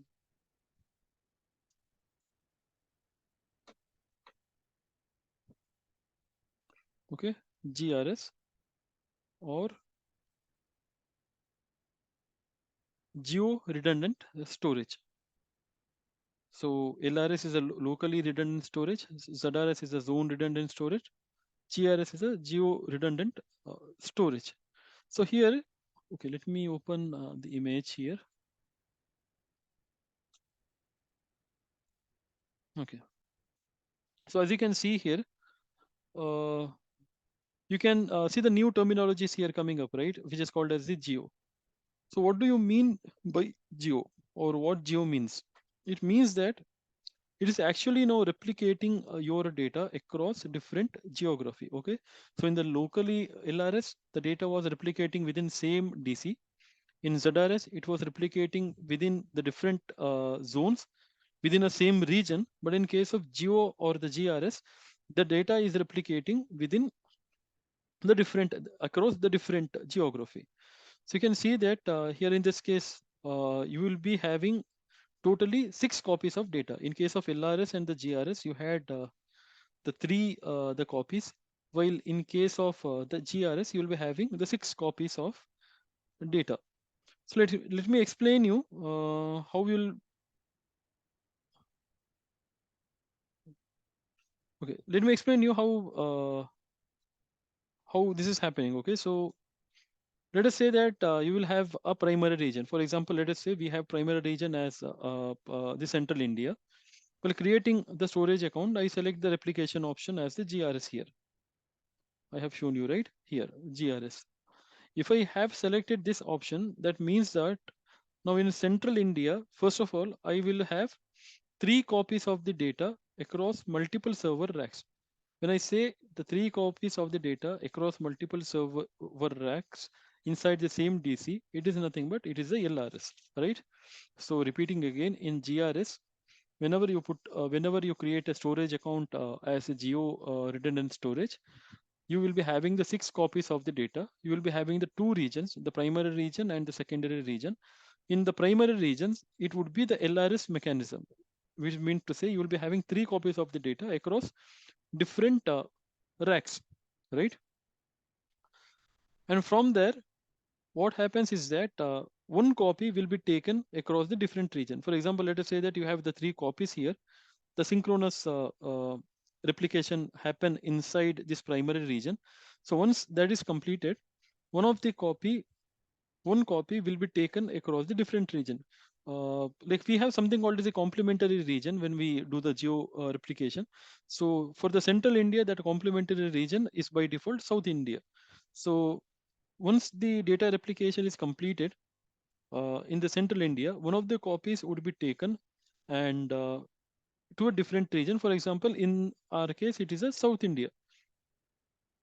We call it as a complementary region or a regional pair, which is a correct technology. Okay.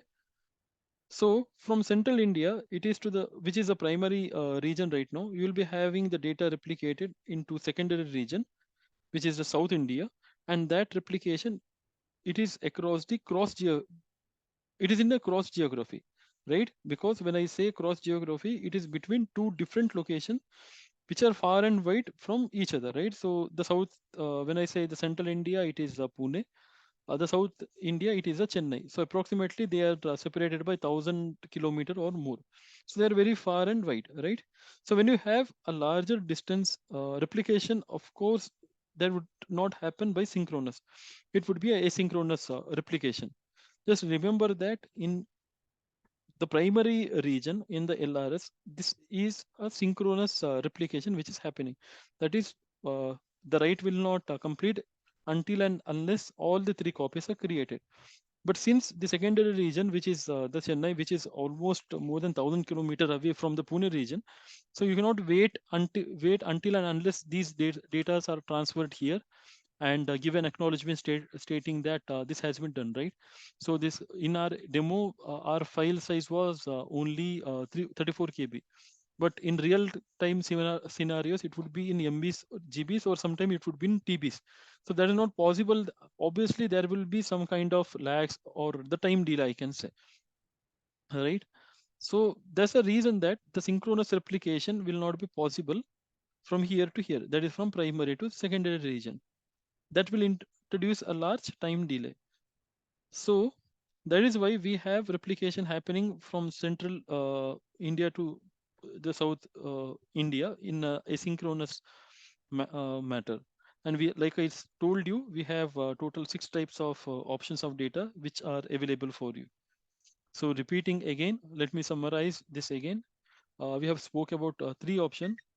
The first option, which is LRS, it is giving you protection against the rack level failure.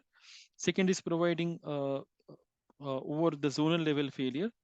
And the third option, which is a GRS, it is providing an entire region failure. Now, in this diagram, you can see it here, right? Something in the bracket, we have RA-GRS. Now, what does this RA means? RA is nothing but it's a read access. Repeating, it's nothing but read access GRS, and it is our fourth type of replication mechanism which we have.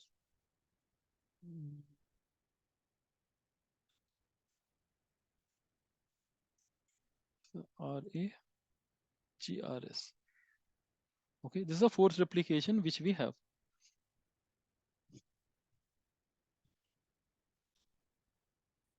So when I say read access, it means that you can see from here from the primary to the secondary, it is replicating the data. You have the data available in secondary right now. It is happening in a asynchronous manner. You know it already right now.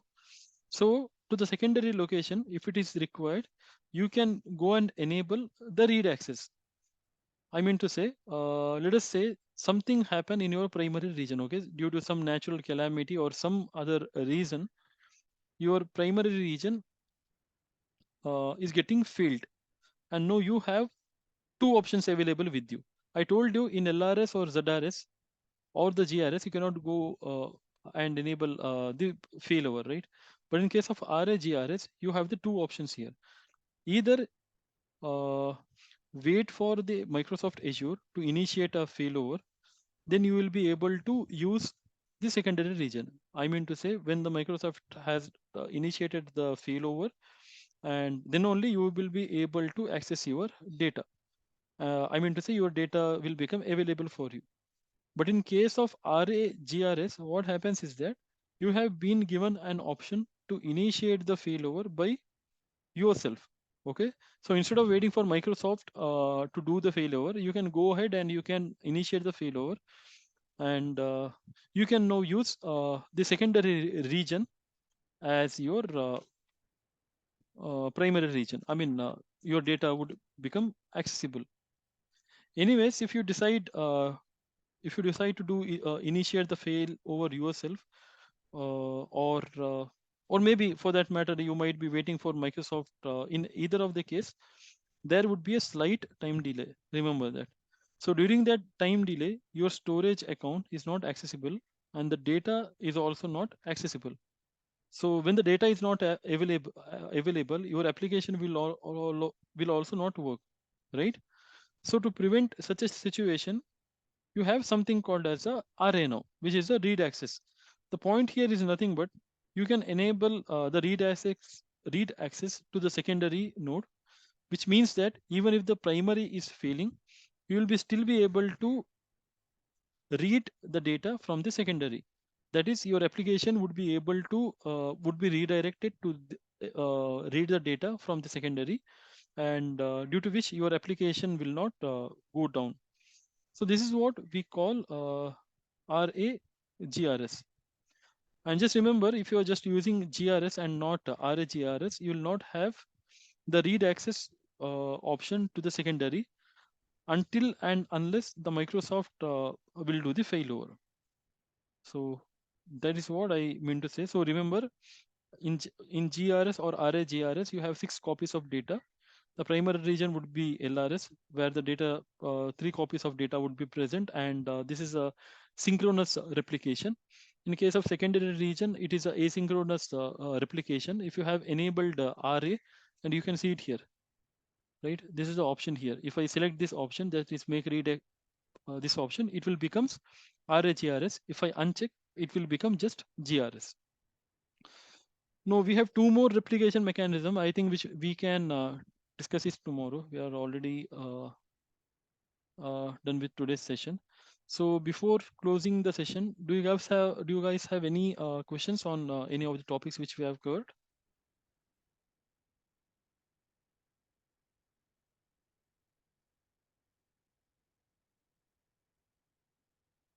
Any queries or something which you have not understood? Can you please confirm over the chat?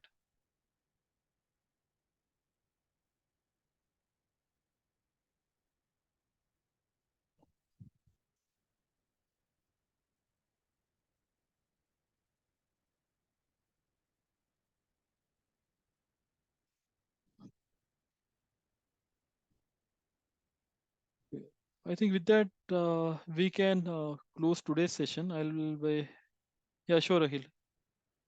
Do you have any specific question to be asked?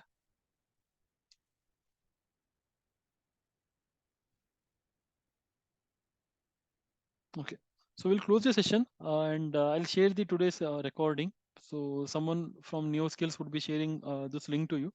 You can download that and you can go through the recording. If in case of any queries, please let me know. Okay. Yeah, sure, Amanjot. Yeah, sure. Thanks. Okay, guys, then we'll close today's session then.